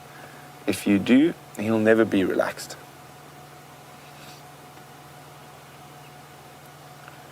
And this is one of those things that comes with a long time in the bush. Getting to know where you can stop, where you can't, how far you can push this time, and next time maybe we can go 10 meters closer. Even maybe in half an hour we can go 10 meters closer. And it's all about reading the situation, and these situations can be completely different from day to day. Now, have a look at that. He's not lying directly facing us anymore, so that's also a good sign.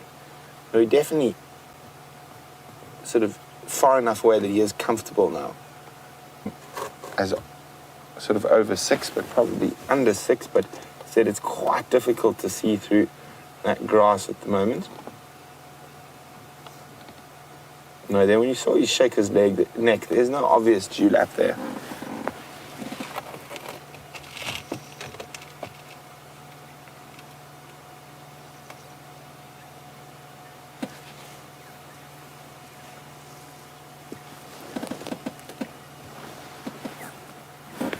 So Errol, whose first safari this is asking why is the leopard breathing so hard?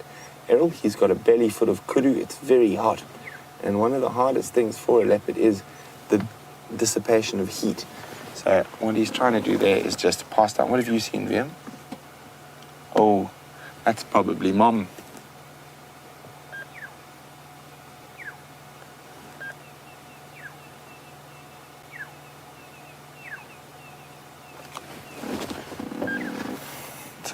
Sorry, Errol. So he's got a kill. He's got lots of meat in his belly, and he breathes hard and pants to get rid of some of that heat. And it's the best way for the big cats. You'll notice lions and leopards do it, even cheetah. Panting, like a dog, is their form of cooling down.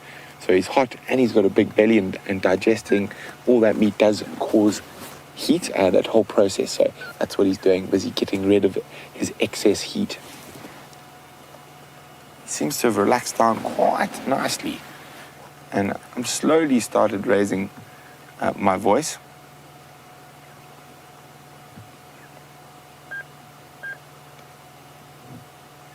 So speaking louder and louder. He does look back over his shoulder every now and then.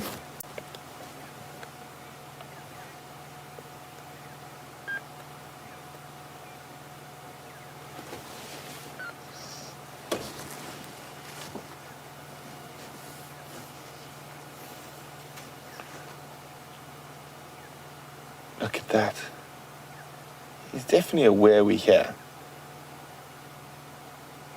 This is really exciting, guys. And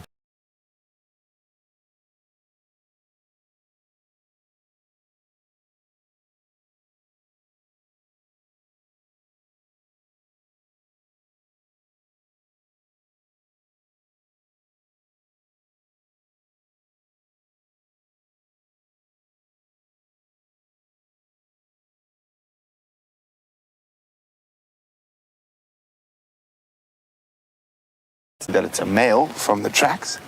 I did see some a little bit earlier, but unfortunately we're not going to be able to move just yet. I want him to get nice and relaxed. Unless there's one close by here. Not that I can see just now. Oh, that's how we found him this morning, Sule, is we tracked him on foot.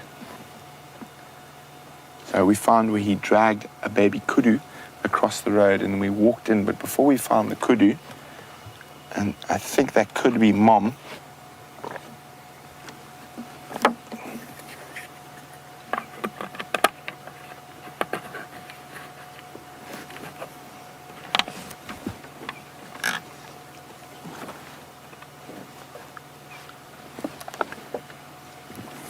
So apparently there's already a leopard in the Sabi Scans called Spago.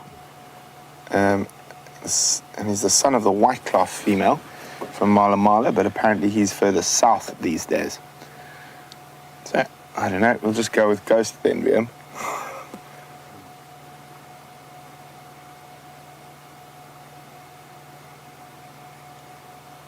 It's unlikely he's going to hang around if he is around 4 or 5 years old. I think Mr. Tingana might chase him.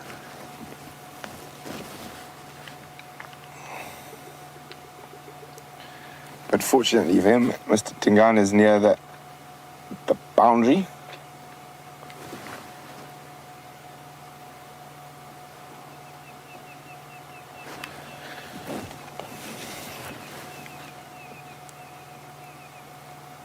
So Joan, hi Joan, who's in Washington, would like to know, how long have I worked at habituating animals? Oof, a long time, Joan. So I was lucky enough when I was younger, I was present during the habituation of lions and leopards, or leopards in particular, in Zululand at a place called Pinda.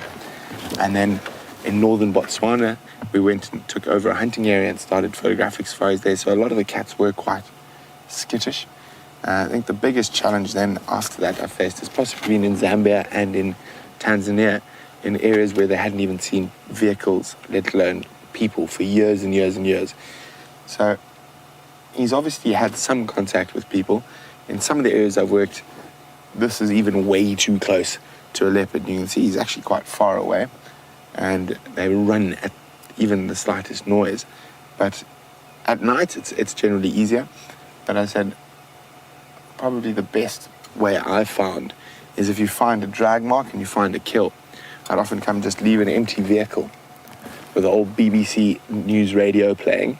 So there's just constant talking, and at night the animal would come relax. We'd probably leave it about this distance, actually. And slowly but surely you habituate them like that. The best is always to find a female with cubs, and you habituate the cubs and then they habituate their mom.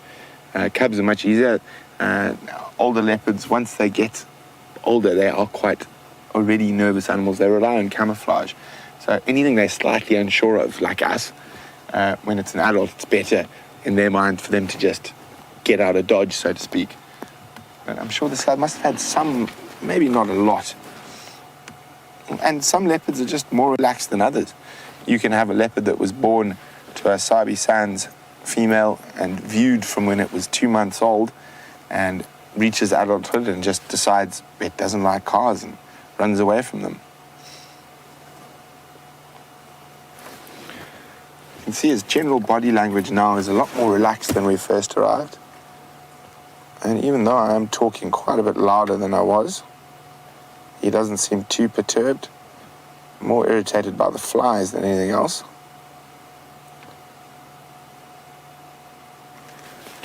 So sometimes these things are just, it's a very slow, gradual process, and you don't want to rush it.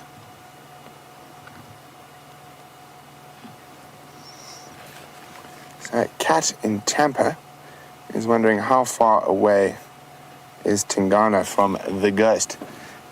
Well, Tingana is right at the access gate, all the last tracks of him. So as the crow flies, what do you think, Vim? 3 Ks, 3.5 kilometers? Somewhere around there.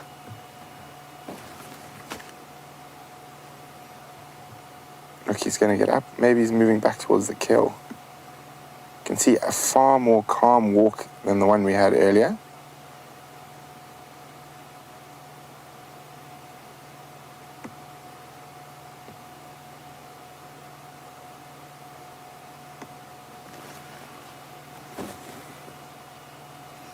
Now, this is probably one of the most important points now. He's just popping his head over to see if we're doing anything, and that's what I'm talking about. To not start the car, to not move now. Even if he lies down where we can't see him, which he's going to, just...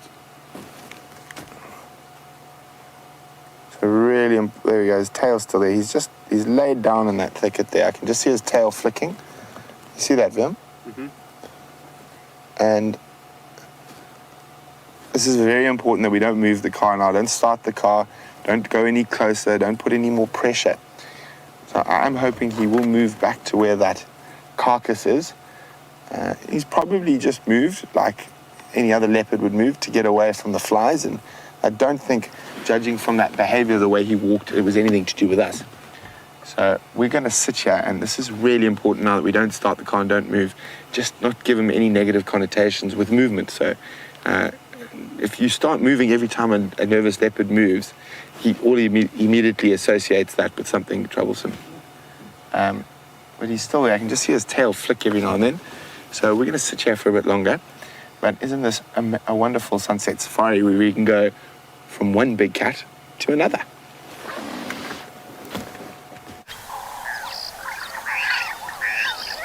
Safari at all. You've arrived just at the right time. These two showing a little bit of bonding between lionesses, and in fact I think you've arrived, never mind, I was about to say I think you've arrived at the perfect time for them to get up and start moving. Oh, there we go. That's what I thought was going to happen. Both of them demonstrating a little bit of restlessness. Her reason is fairly apparent for that desire to get up, at least showing more motivation than the Styx female that we saw a couple of days ago, in that she did at least move in order to perform bodily functions.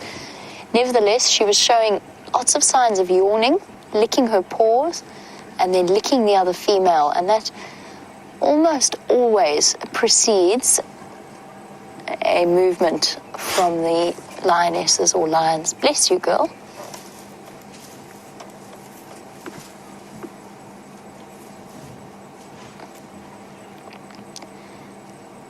And I think here we go. Oh, I'm so glad we arrived when we did. They're hungry lionesses, and they're going to be on the move. 2 Nkuhuma females, missing the other 3, and probably at some point tonight aiming to reunite with the rest of them.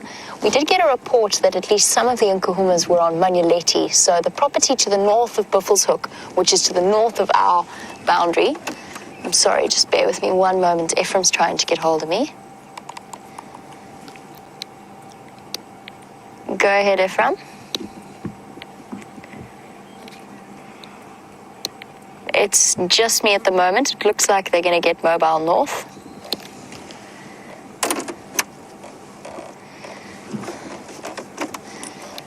That's affirmative, but I'll keep you updated if this Mufuzzy lies down again.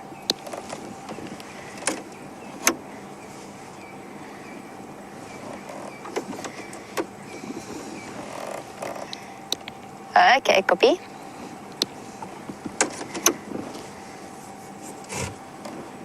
All right, I'm going to take a gamble here and say before this lioness, and you can see how she's washing her paws, how she's yawning.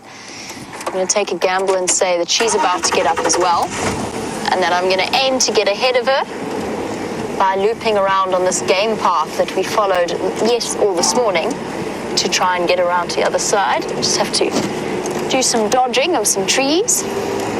I'm fairly certain she's going to move. Oh, sorry, Dave. Have a silver cluster leaf.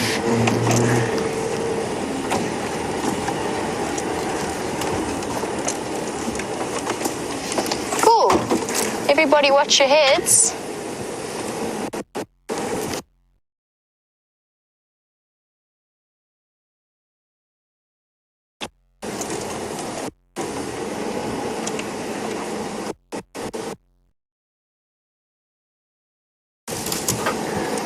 I'm just gonna duck for now. I want to see which way she decides to go. Hello, girl. Now that is one intimidating stare.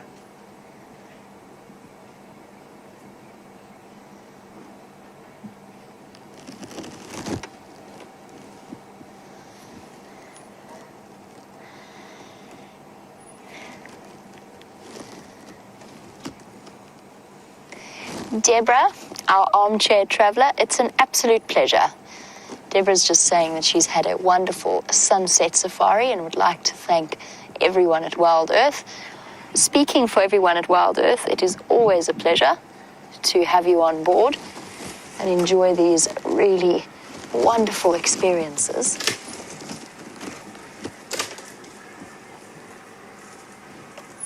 There's nothing we enjoy more than bringing you these moments. And yes, absolutely, a new leopard, elephants, and now lionesses on the move. She's staring off intently to the west. I wonder what she's heard. I think she heard a voice saying, "Lie down again." That's apparently what she heard.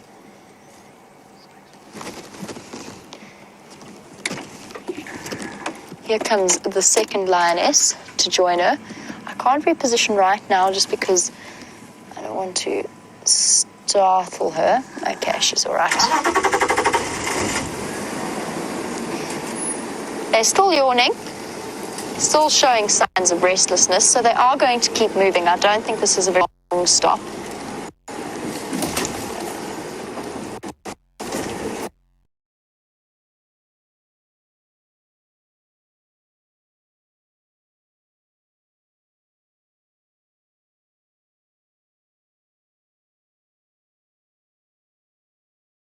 We've just got to get...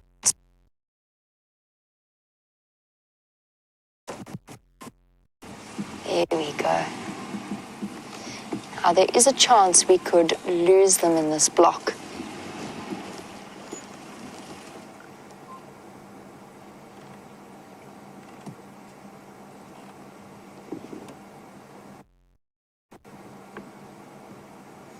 Which way is the wind blowing, Dave? That's going to be very important in about 2 seconds.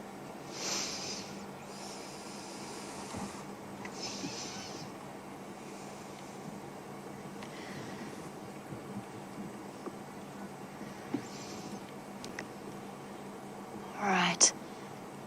Once they move out of our view, it's going to be very tricky to follow them. We are going to, however. It's just going to involve a bit of looping around.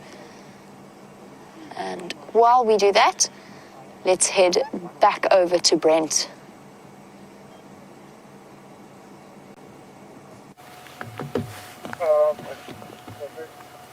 So guys, we're still sitting. We haven't moved an inch. as not to scare that guy off. I have seen his tail flick a few times. And what you do is maybe it is getting dark, the killer's still on the ground, so I'm just going to drive very slowly past. And then if we do get one last glimpse, wonderful.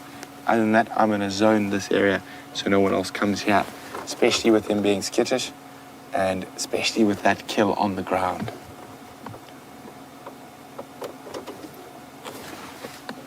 If foul.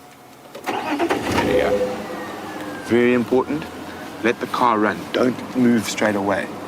Now, he definitely heard that. He's definitely probably watching us. So we want to keep all our movements very fluid, very slow.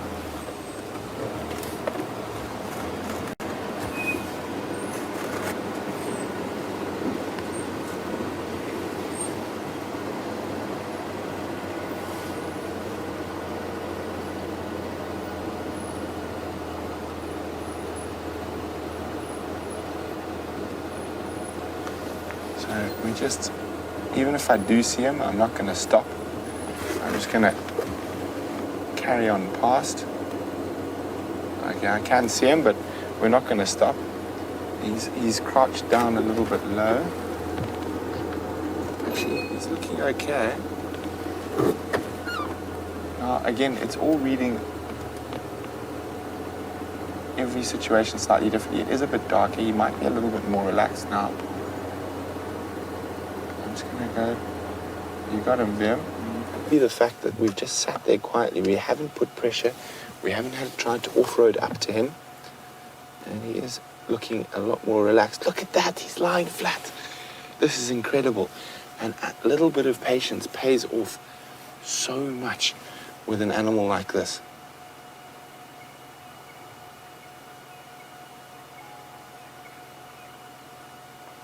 And Vicky says, this is amazing being able to watch the habituation of a new leopard. Thank you very much for including us. Well, Vicky, it's my pleasure.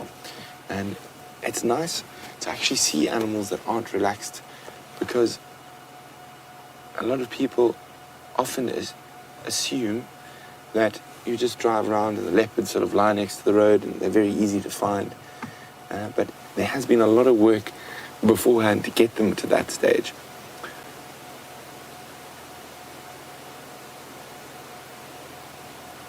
So we're now probably 40 meters, maybe even a little bit less from him.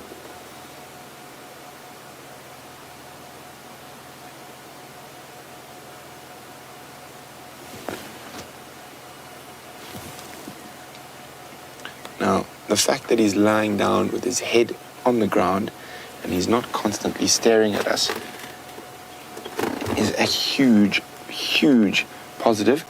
But we're still going to sit here for a little bit longer while we can before it gets dark. But Jamie's got some lions on their way straight towards her.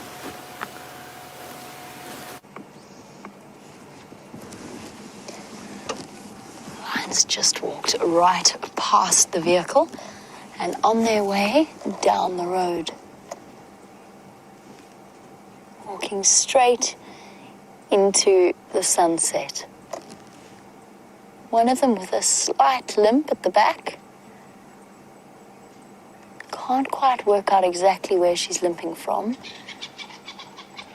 Oh, so Franklin's just got her serious right.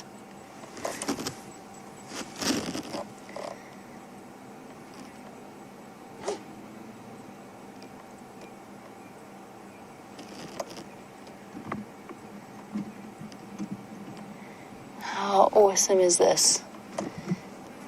Too beautiful for words. Now, once they get a little bit further ahead,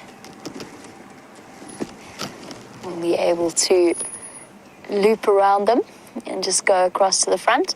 I just want to give somebody else a chance to view this incredible sight of their tails swinging in harmony. Beautiful. All right, let's go back over to Brent.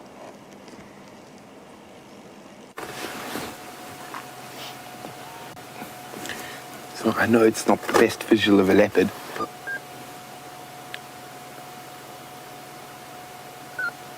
You can see he's more concerned with the biting flies. Okay, okay. stayed with them face down. Come back again. There we go. He popped his head up for a second there just to check where we were. And then popped his head down.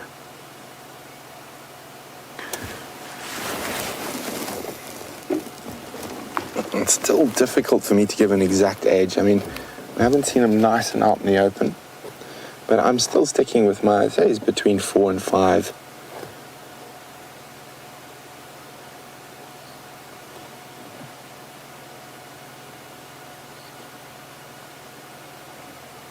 You can see him battling with those flies there.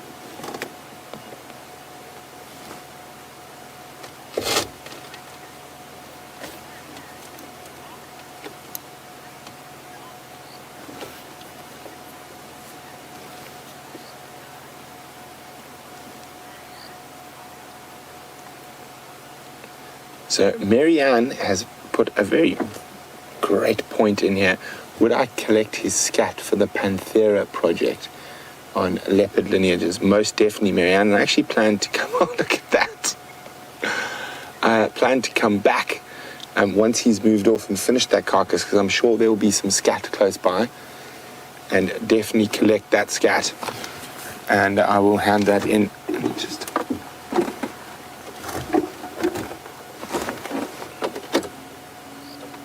try and move forward a little bit. Oh, look at that. Chasing the flies. But while we stay with this leopard, Jamie's lions are on the stalk. Okay, so things have changed completely. The lioness is going into stalk mode. Look at what they've spotted. An impala herd completely unaware of their presence. Distracted by the rutting, they're chasing each other around. But they haven't realized that the lions are here. In fact, they're running towards the lions.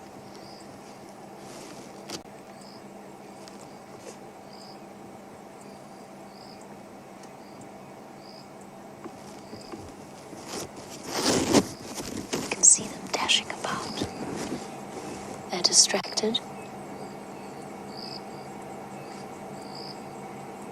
This coordination.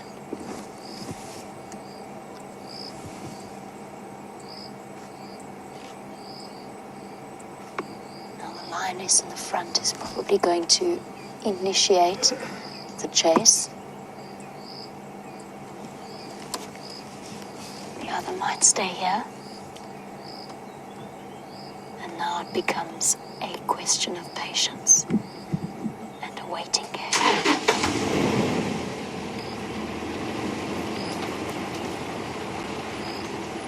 We're going to stay exactly where we are. We've got a perfect view. And only when they set off will we move.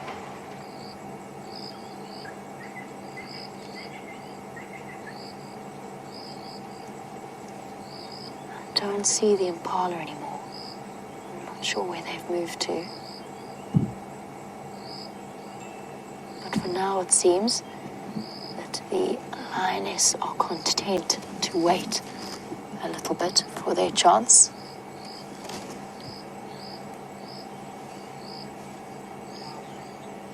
There's the impala springing in the back.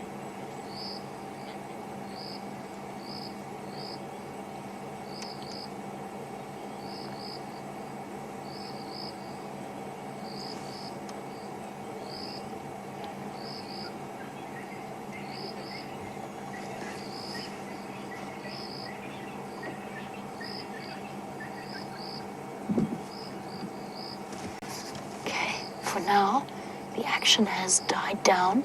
Let's go back for our last few moments with that wonderful leopard, and we'll be back with these lions if anything changes. So we're going to have one last look at this guy just before dark. And he's lying down so flat we can barely see him. You can just see those rosettes. There he is. So one last look. We'll definitely come check in this area first thing tomorrow morning, but hopefully he hasn't lost his carcass or he's decided to put it in a tree. So we're going to leave him be and see what other wonders are out there. While we do that, let's go back to Jamie and the lions.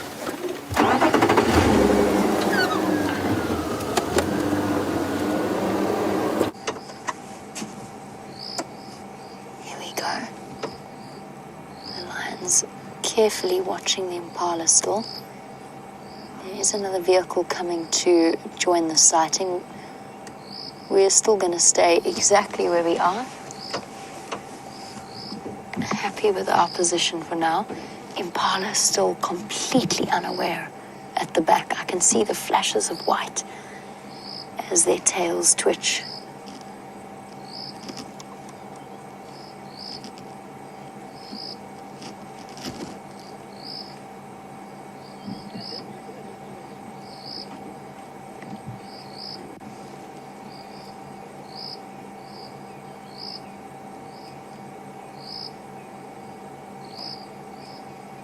This is where lions and leopards demonstrate one of their strongest qualities, which is patience.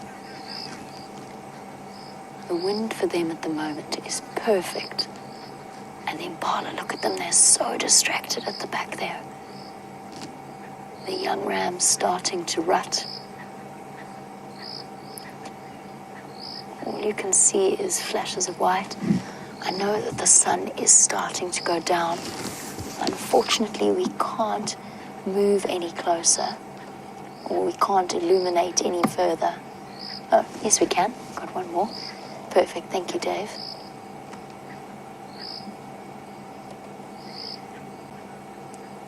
Now, most of our regular viewers will know this, but for new viewers, when we have a hunt like this, as it starts to get dark, we do not shine on the lions, and that's for a couple of reasons. One, it could illuminate them so that the prey spots them. Two, it could be distracting for both. And three, it could actually accidentally act to detract from the night vision of the impala or whatever they happen to be hunting. Now, the brief flashes that you are seeing from the guests' cameras, I know that you can see them illuminating them, for now will not make any kind of a difference. But once it does start to get completely dark, you'll notice that none of us will shine lights on these hunting lionesses. They seem to have settled for now. I don't think that they're going to go rushing off on any mad pursuits just yet.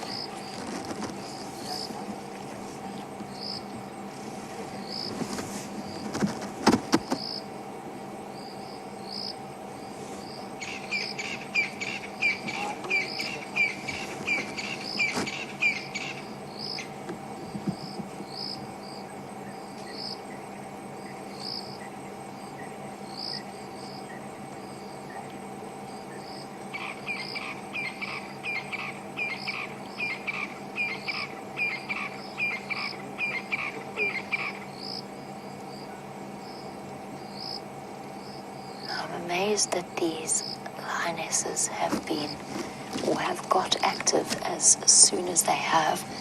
It has been another blisteringly hot afternoon, surprisingly so for this time in March.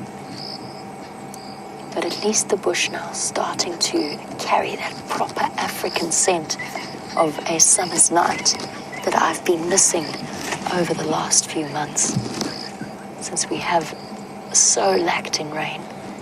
The sun has now set, and I believe that the lionesses are going to wait until it is completely dark before they make their move. As you know, lionesses, or lions in general, are ambush predators. They want to conduct the hunt when it's a bit cooler and without having to chase for enormous distances if they can help it. They don't have much in the way of stamina. Impala can outrun them, and they can continue to run for longer than the lionesses can. They're almost hamstrung by their bulk and by their strength. But you can hear the happy scrub robin singing away. And the odd-crested francolin, there is a certain incredible silence that descends as night falls.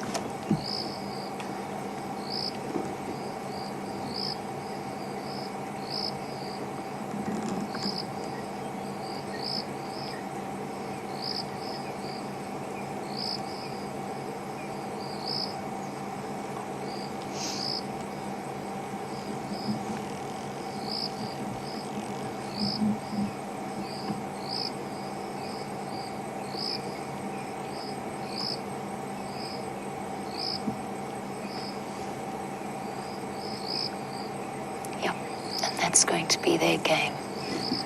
They are going to wait until it is completely dark.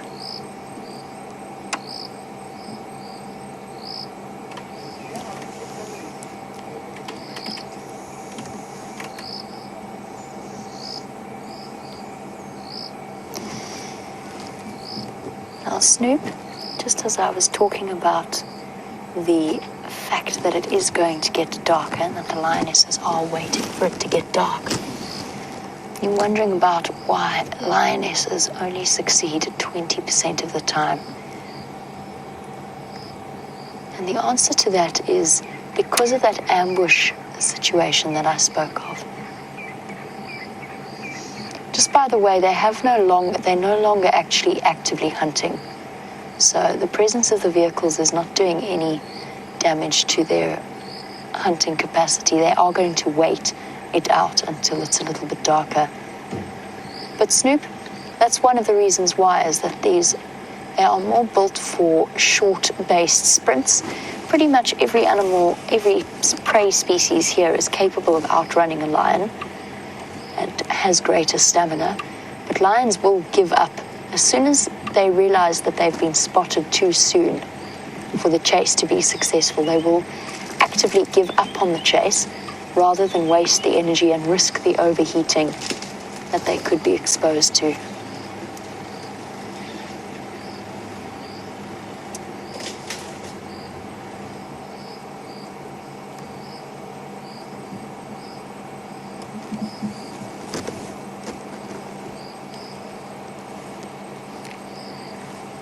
And as you can see, the lions are now resting completely, so they're not going to go dashing off after the impala. As soon as they do show any signs of stalking, then those lights will go off.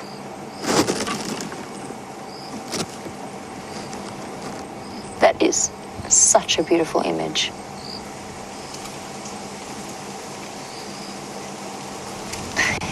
And speaking about the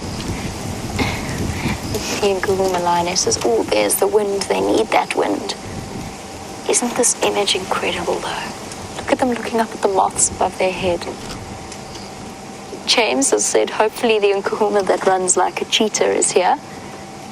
That's a wonderful comparison. That was with James a couple of mornings ago when the Nkahumas were hunting wildebeest.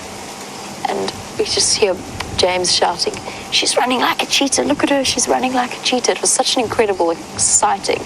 And he was so excited, and I could see exactly what he meant.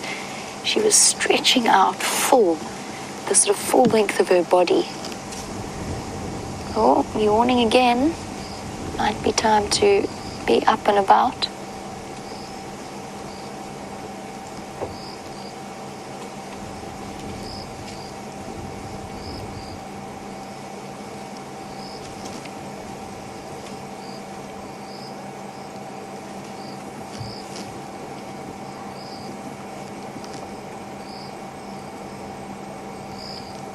See the spider webs blowing in the wind as well. So I said that this is the kind of wind that they want. I mean that the noise of the wind, as well as it's blowing the scent of them away from the prey that they're hunting, will give them a tremendous advantage as they head out hunting. Another big yawn. They might be thinking of getting moving.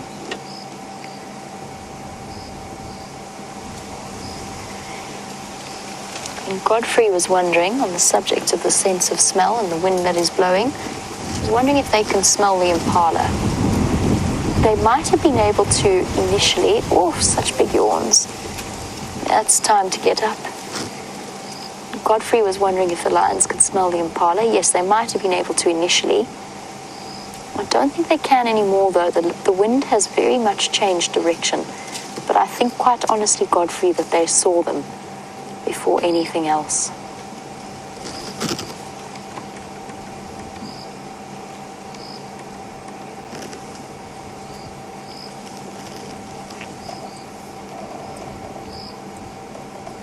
Slowly inching forward in increments.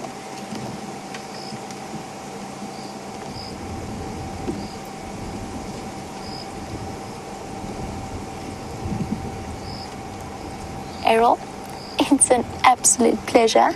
Errol is one of our new viewers and is just saying how much he's enjoying this website and that he cannot, the history that has been recorded here.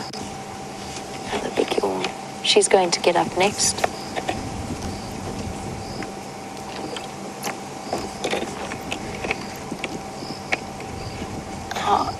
Depending on what she does, or what the lionesses do from this vantage point, that will determine whether or not I decide to move forward in any way. If they get up and start walking casually down the middle of the road, then we will follow them. If they are up and starting to stalk slowly, then we will wait. So for now, I'm right at the back, but behind two vehicles. So I'm not going to, just to show you where I am, I haven't taken my spotlight out. I'm not using it for now, for a couple of different reasons. But at the moment, one spotlight is perfectly sufficient. So that will just determine how we approach the sighting from now. Is there the actions and what they do next. At the moment, though, I think they're going to stay lying down for at least another few minutes. The wind has changed, and you can actually see, maybe you can see from the leaves blowing, that it's blowing the lion's scent straight towards the impala.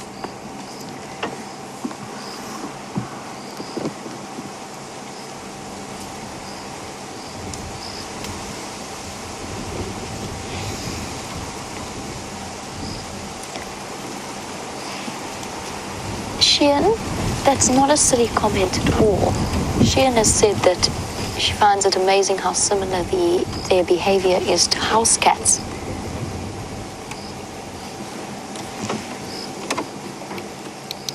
Copy F. I'm going to move back so you can come out. We're just going to move. I'm just making space for one of the vehicles to pull out. So Sheehan, not silly at all. They can be very similar. Their body language can be incredibly similar to domestic cats. Just want to make sure Ephraim's not going to clip the side of our car. Just giving him a light on which to base his judgment. Here we go. Thanks very much. No problem. Enjoy. See you in the morning. Cheers, guys. Enjoy. Bye-bye. But yes, they can be incredibly like domestic cats. Okay, we can move forward again. In the way that they move, the way that they clean themselves, the way that they yawn, all of those can be so similar to the body language that we associate from our domestic animals.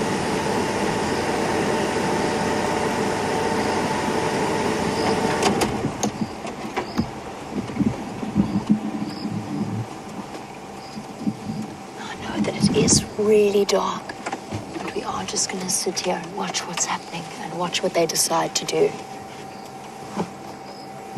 But Lala's grandchild is watching for the very first time, and she was just saying that she really hopes she could stomach a kill. Well, don't worry, we'll warn you if there's anything that's going to that's going to happen, and you can decide if maybe you just want to turn away for a little while and then come back to watching when it's all over. A lot of people just aren't very happy about watching kills. That's perfectly fine. They can be exceptionally difficult to watch. So just there's no shame in just turning away. It's all part of nature, and we do show it as part of bringing you a real reflection of life out here. But there's no no shame in turning off the screen when you can't handle watching something die. Lala, apparently your granddaughter's name is Sarah. Well, welcome, Sarah. I hope you are really enjoying yourself. And I'm speaking nice and softly so that I don't disturb these lions when they decide what they're going to do, if they're going to go out and hunt. The wind's still whistling through the trees and still blowing in complete... Sorry, I'm not quite sure who's... Trying to listen to... Hold on 1 second. I think somebody was trying to call me, but it got a little bit distorted. Look at that beautiful sky.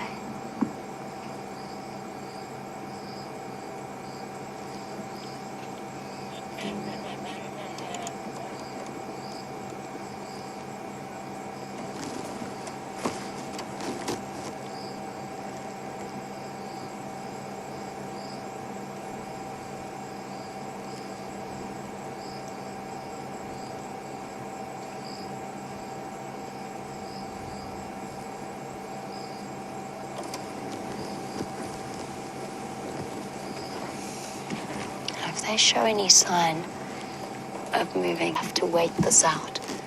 It's an exercise in patience and tranquility.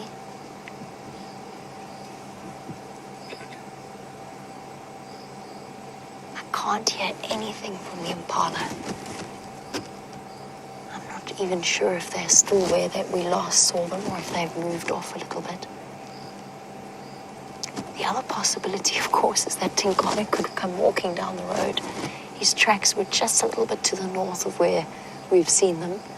I don't think so, though. I think he's going to continue west towards Simbambili. I could be completely wrong, though. But he was also... Okay, she's up. Let's just see what she does. I can barely see in this darkness. Here we go.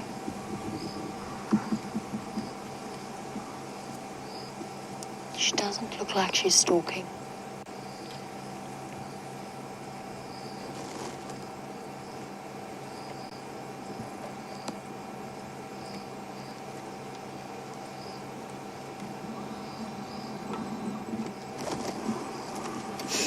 Squinting. Perhaps I should eat more carrots or whatever it is that gives you the power to see at night. Very much struggling. She looks like, okay, she is lying down in the middle of the road.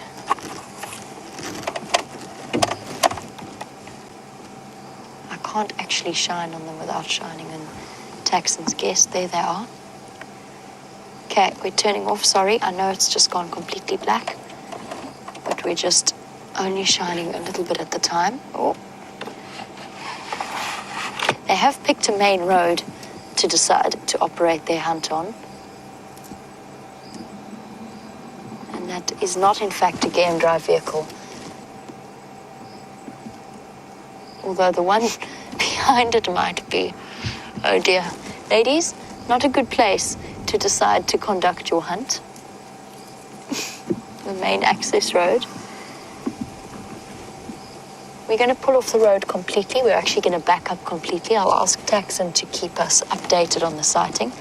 Let's just get out of everybody's way. This is going to be interesting, though. We have a standoff here between a non-game drive car on their way home in from the gate, which is not but 500 meters away, and some lioness. Hello. All right, we're going to shift away. We're going to give everybody some space to get through. While we do, let's head over to Brent.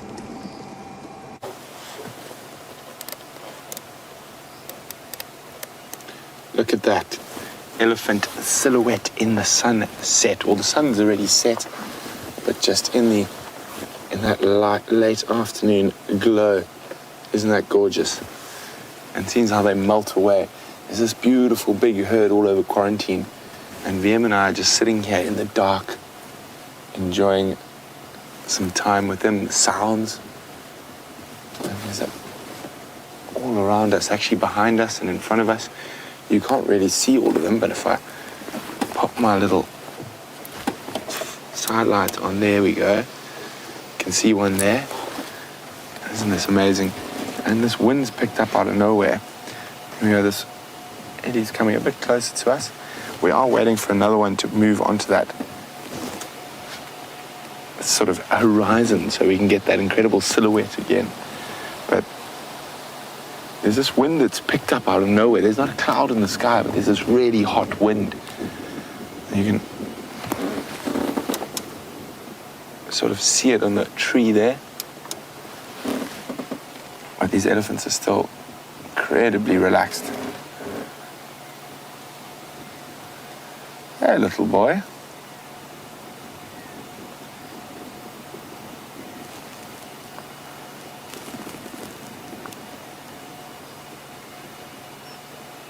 What a fantastic evening so far.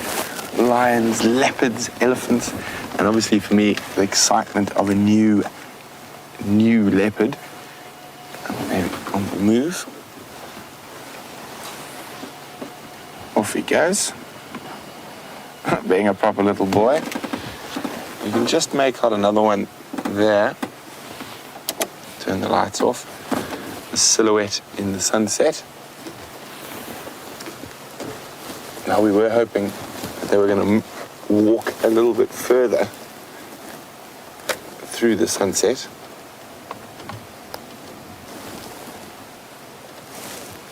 There we go, just like that.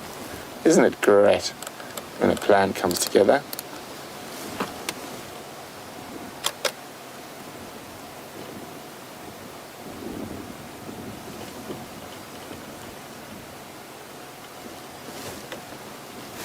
Absolutely majestic. Now moving through towards a bush. Is it going to stop to feed, or is it going to walk into that really big open area that we were planning for? No, I'm going to stop for a feed.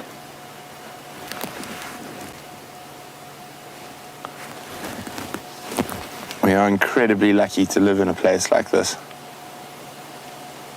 surrounded by Africa's great beasties. You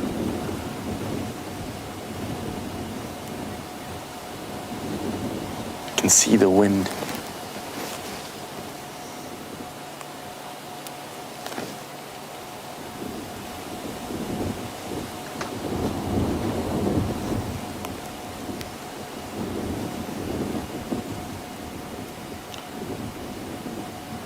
See the wind howling through those trees on quarantine.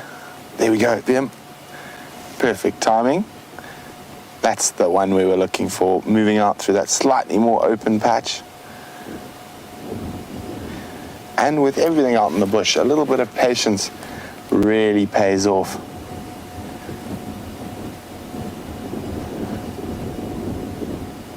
Absolutely exquisite. Now we might get lucky if we move a little bit further to the north. As they move across quarantine, we might catch them silhouetted under those big marula trees.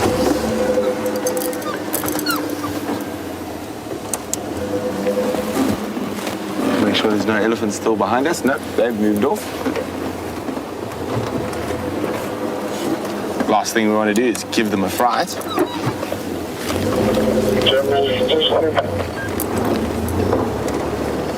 I'm not going to turn my lights on. And just going to try get the last bit of this incredible silhouette before it gets too dark to see.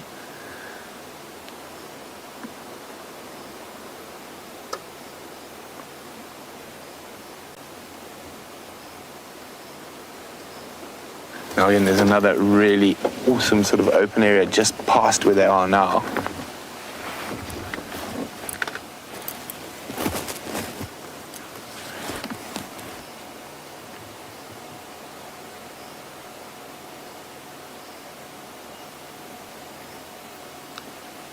So while we sit here quietly with the Ellies, let's go see what the lions are up to. I'm afraid we should actually move forward in the dark. I'm going to have to be in the dark. The lionesses are now moving down the road, very much in stalking mode. So they are hunting. We're going to go forward a little bit just because they have gone very, very far ahead of us in the road. And I'm straining my eyes to see. Pardon? I'll let you know. I'm going to tell Dave when to switch our presenter light off. They're lying down again in the road. And we're just illuminating with a quick flash of light, or at least taxis ahead of me.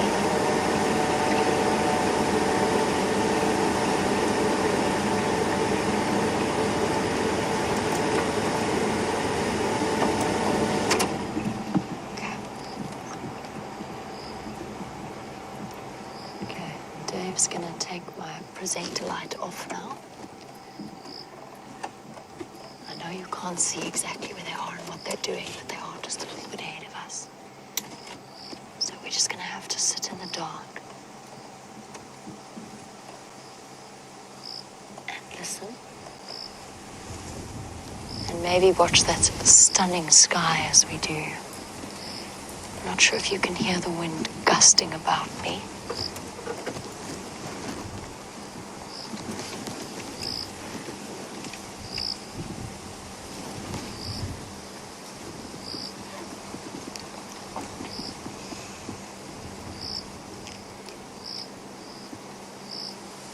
This is how lions hunt, 20 meters at a time, and then lie down for 15 minutes, and then maybe another 10, maybe another 20 meters, and then lie down again.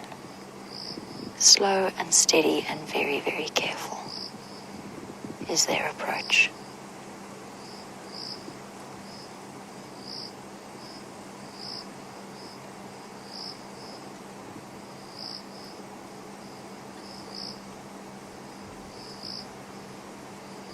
Beyond that, I cannot tell you anything more about where they are or if they moved. It's now too dark even for my eyes to pick out the vaguest of their shapes. The other vehicle, the poor other vehicle that decided that they wanted to get home from Gowrie Gate, has had to relocate themselves and go in a different direction. So for now, it's just us and the night sounds, and that cricket that is somewhere to the left of us.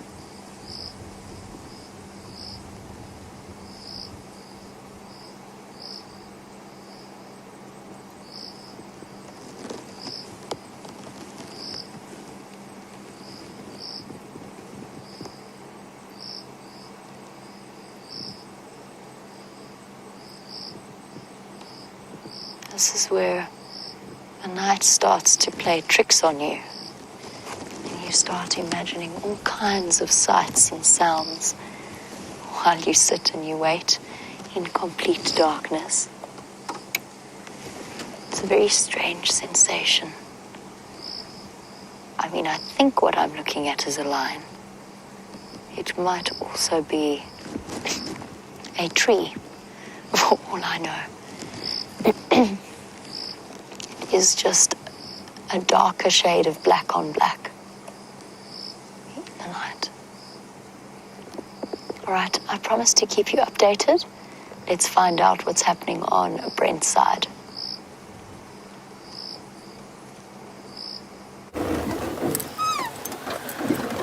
So we're still sitting with these Ellies, and I'm just going to show you quickly.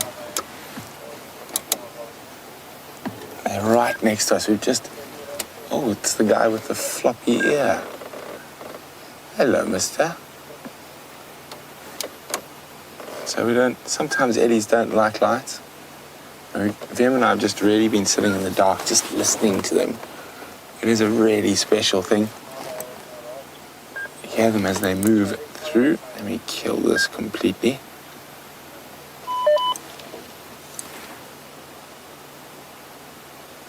And they were making some wonderful rumblings. And of course, they've gone quiet now.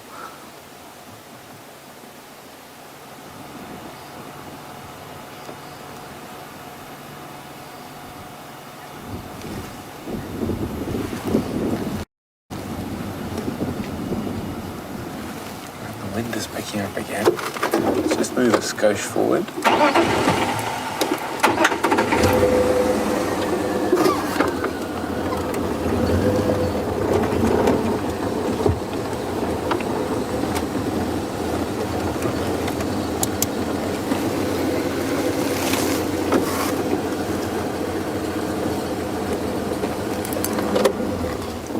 There's quite a few of them still here, all around us. You just see them despairing off into the darkness. As I said, we're not going to put any light directly on them. And you can see the wind is gusting away, which is good if you're in Djuma. Good hunting weather. Make things a little bit easier to catch. But I don't think these eddies, here we go, Vian's trying to show you one there, are going to be up to too much. So I think we're going to move on and see if we can find anything else out on the edge of quarantine.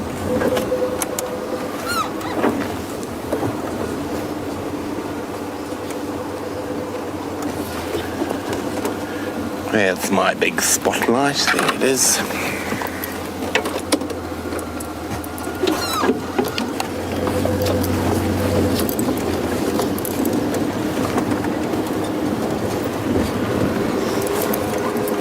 Oh, there's another elephant. They're just all over the place. That's a bigger bull. Hello, mister. Just make sure it's not a naughty elephant. No, I don't think it's the naughty elephant. Oh. No, not naughty elephant. Oh, another elephant. Well, everywhere we look is elephants. Well, at least there's a scrub hare as well.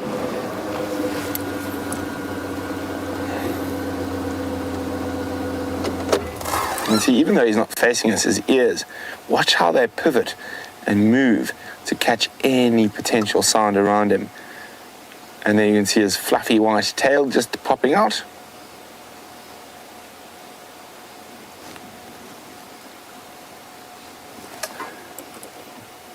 Goodbye, Mr. Scrub Hare.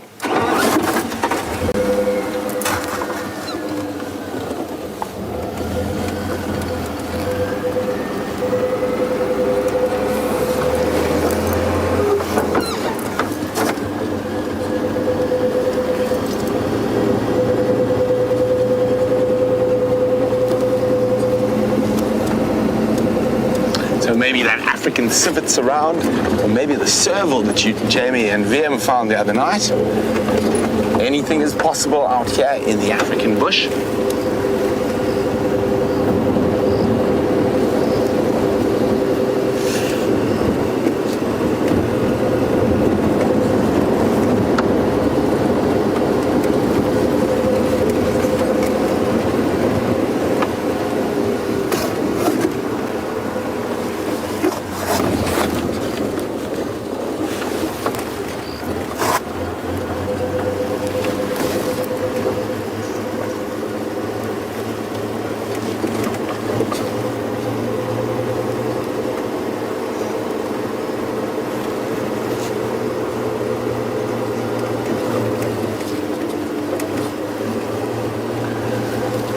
So Heidi in Switzerland is wondering if I've noticed that some of the birds have left or migrated north.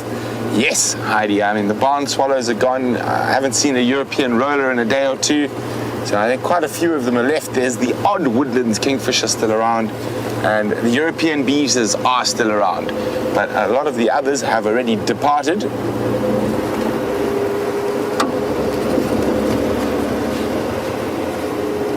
Now, we have those, oh, more Ellies. Lots of elephants everywhere today. So those birds that migrate through to Europe, now during the winter months we get some seasonal migrants from the Drakensberg mountains that we look off in the distance. So you'll get some of the birds, as it gets really cold up in the mountains, will migrate down to the lowveld. Of course, not that far, and they're not long distance migrants, just seasonal migrants. The correct term is altitudinal migrants is what I'm looking for. And so we do get a few species, not too many in the Sabi Sands, generally a bit closer to the mountains and to the middle veldt as they call it.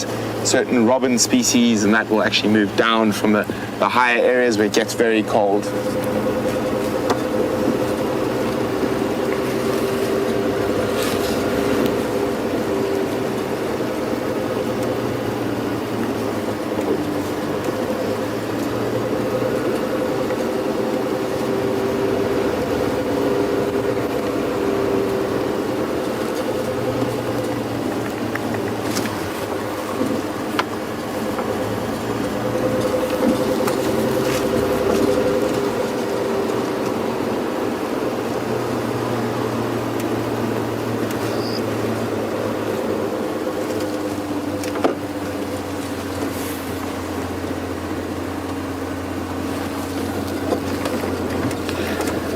So, Deborah, the armchair traveler, says, isn't it amazing how you can sit in the dark and be surrounded by such massive animals and only see them when you turn the lights on, and how something so big can be so stealthy?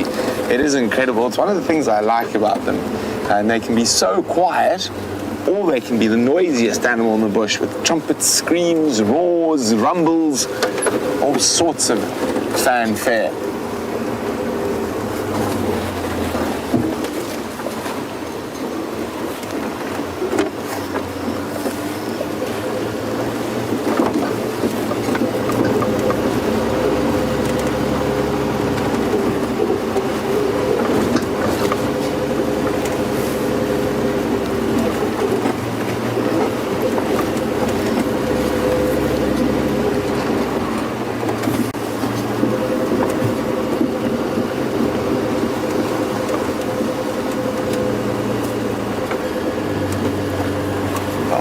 Thank you, Valeria, for such a wonderful comment. Valeria says, thank you, Brent and Jamie. You're so respectful of the animals, and we love it. Well, thank you for watching, Valeria, and thank you for your support.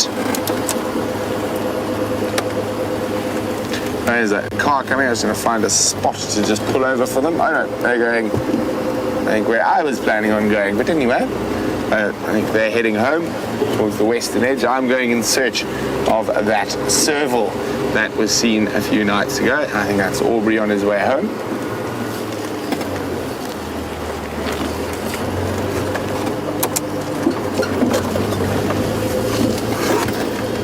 Viam says it was around here, so we've come to have a look. You never know. I've seen serval in this exact spot as well, or a little bit further up the road. And hopefully in the dry season we will see a few more of such creatures. Who knows, maybe even the first caracal on live safari.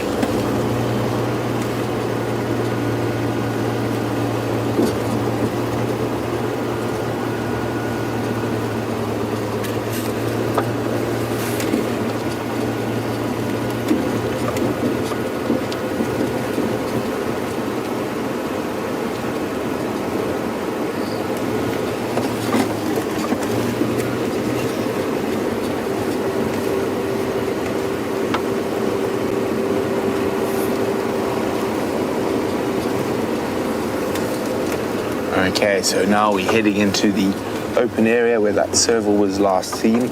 Let's slow it up a little bit and have a look.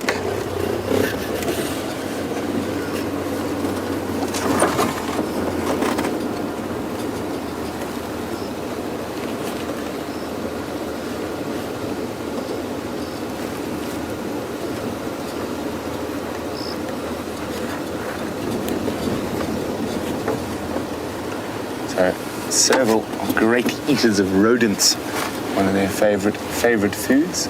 They also are great hunters of birds, and it is incredible if you ever get to see a serval stalk after a rodent. They in the long grass, they literally leap, jump, very, very incredible, wonderful animals. It was here, have you? Yeah, I was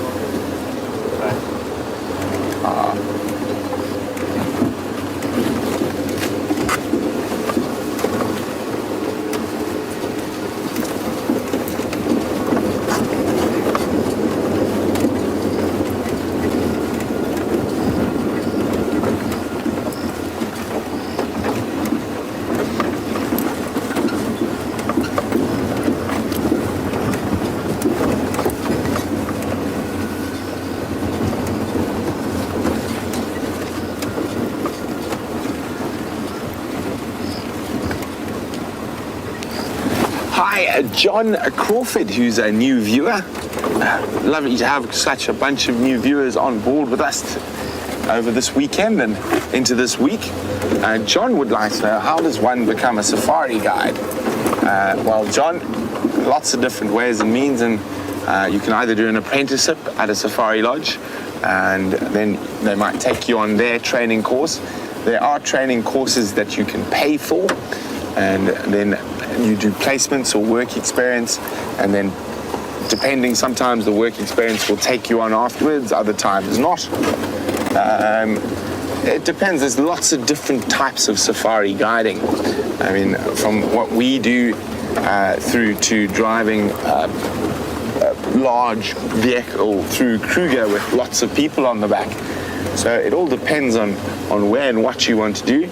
And I suggest if you have a look online, you'll have a look. There's lots of different game rangers courses or safari guide courses available. And some are better than others. And on all of them you will learn. But my personal recommendation is if you can offer yourself as an apprentice to a lodge and you get taught by the guys on the job, so to speak. And that generally is the best way, and certain of the large lodges in the Sabi Sands will take on, I think, twice a year training courses. And if you pass the training course, you get a job, and if you don't, that's that. And you can start with very little sort of wildlife knowledge, and they will teach you that as they go along. But one must remember the most important thing about a safari guide is that you are an entertainer. You're a host to people from all around the world, and of course it's really important to know all the little facts and stuff about the bushes and the trees and the insects and the lions and the leopards, but the trick is delivering them in an entertaining way. And that's why often a lot of scientists don't make good safari guides. As my dad says, it's far more of an art than a science. Because I've been on some trips with some incredibly knowledgeable guys, but they were incredibly bad at reading the crowd, so to speak. And one of the guys was quite funny. And then also you get your very sort of, I'm not going to, but I went on a safari once when I was assessing for the owner of the lodge, and the guide took me up to a tree like this. Actually, it was actually an elephant, so it wasn't a tree. Let's see if we can find an elephant. And the elephant was doing some really interesting behavior. It was digging out quite a big tuba in the very dry northwestern part of the country. But that guy had a list of facts, and he was going to tell me them whether I wanted to know them or not, and not if I wanted to know what tuba he was digging. So he goes, there be an elephant. He weighs 6 ton. Da-da-da, da-da-da, da-da-da. So there's lots of different things and lots of different types of safari guides.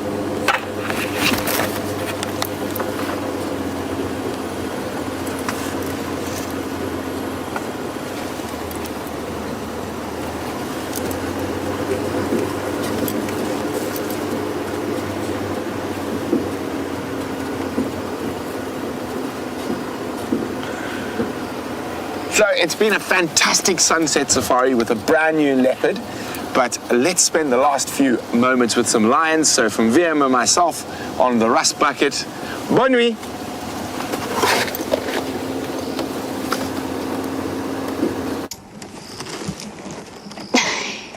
That light is very bright.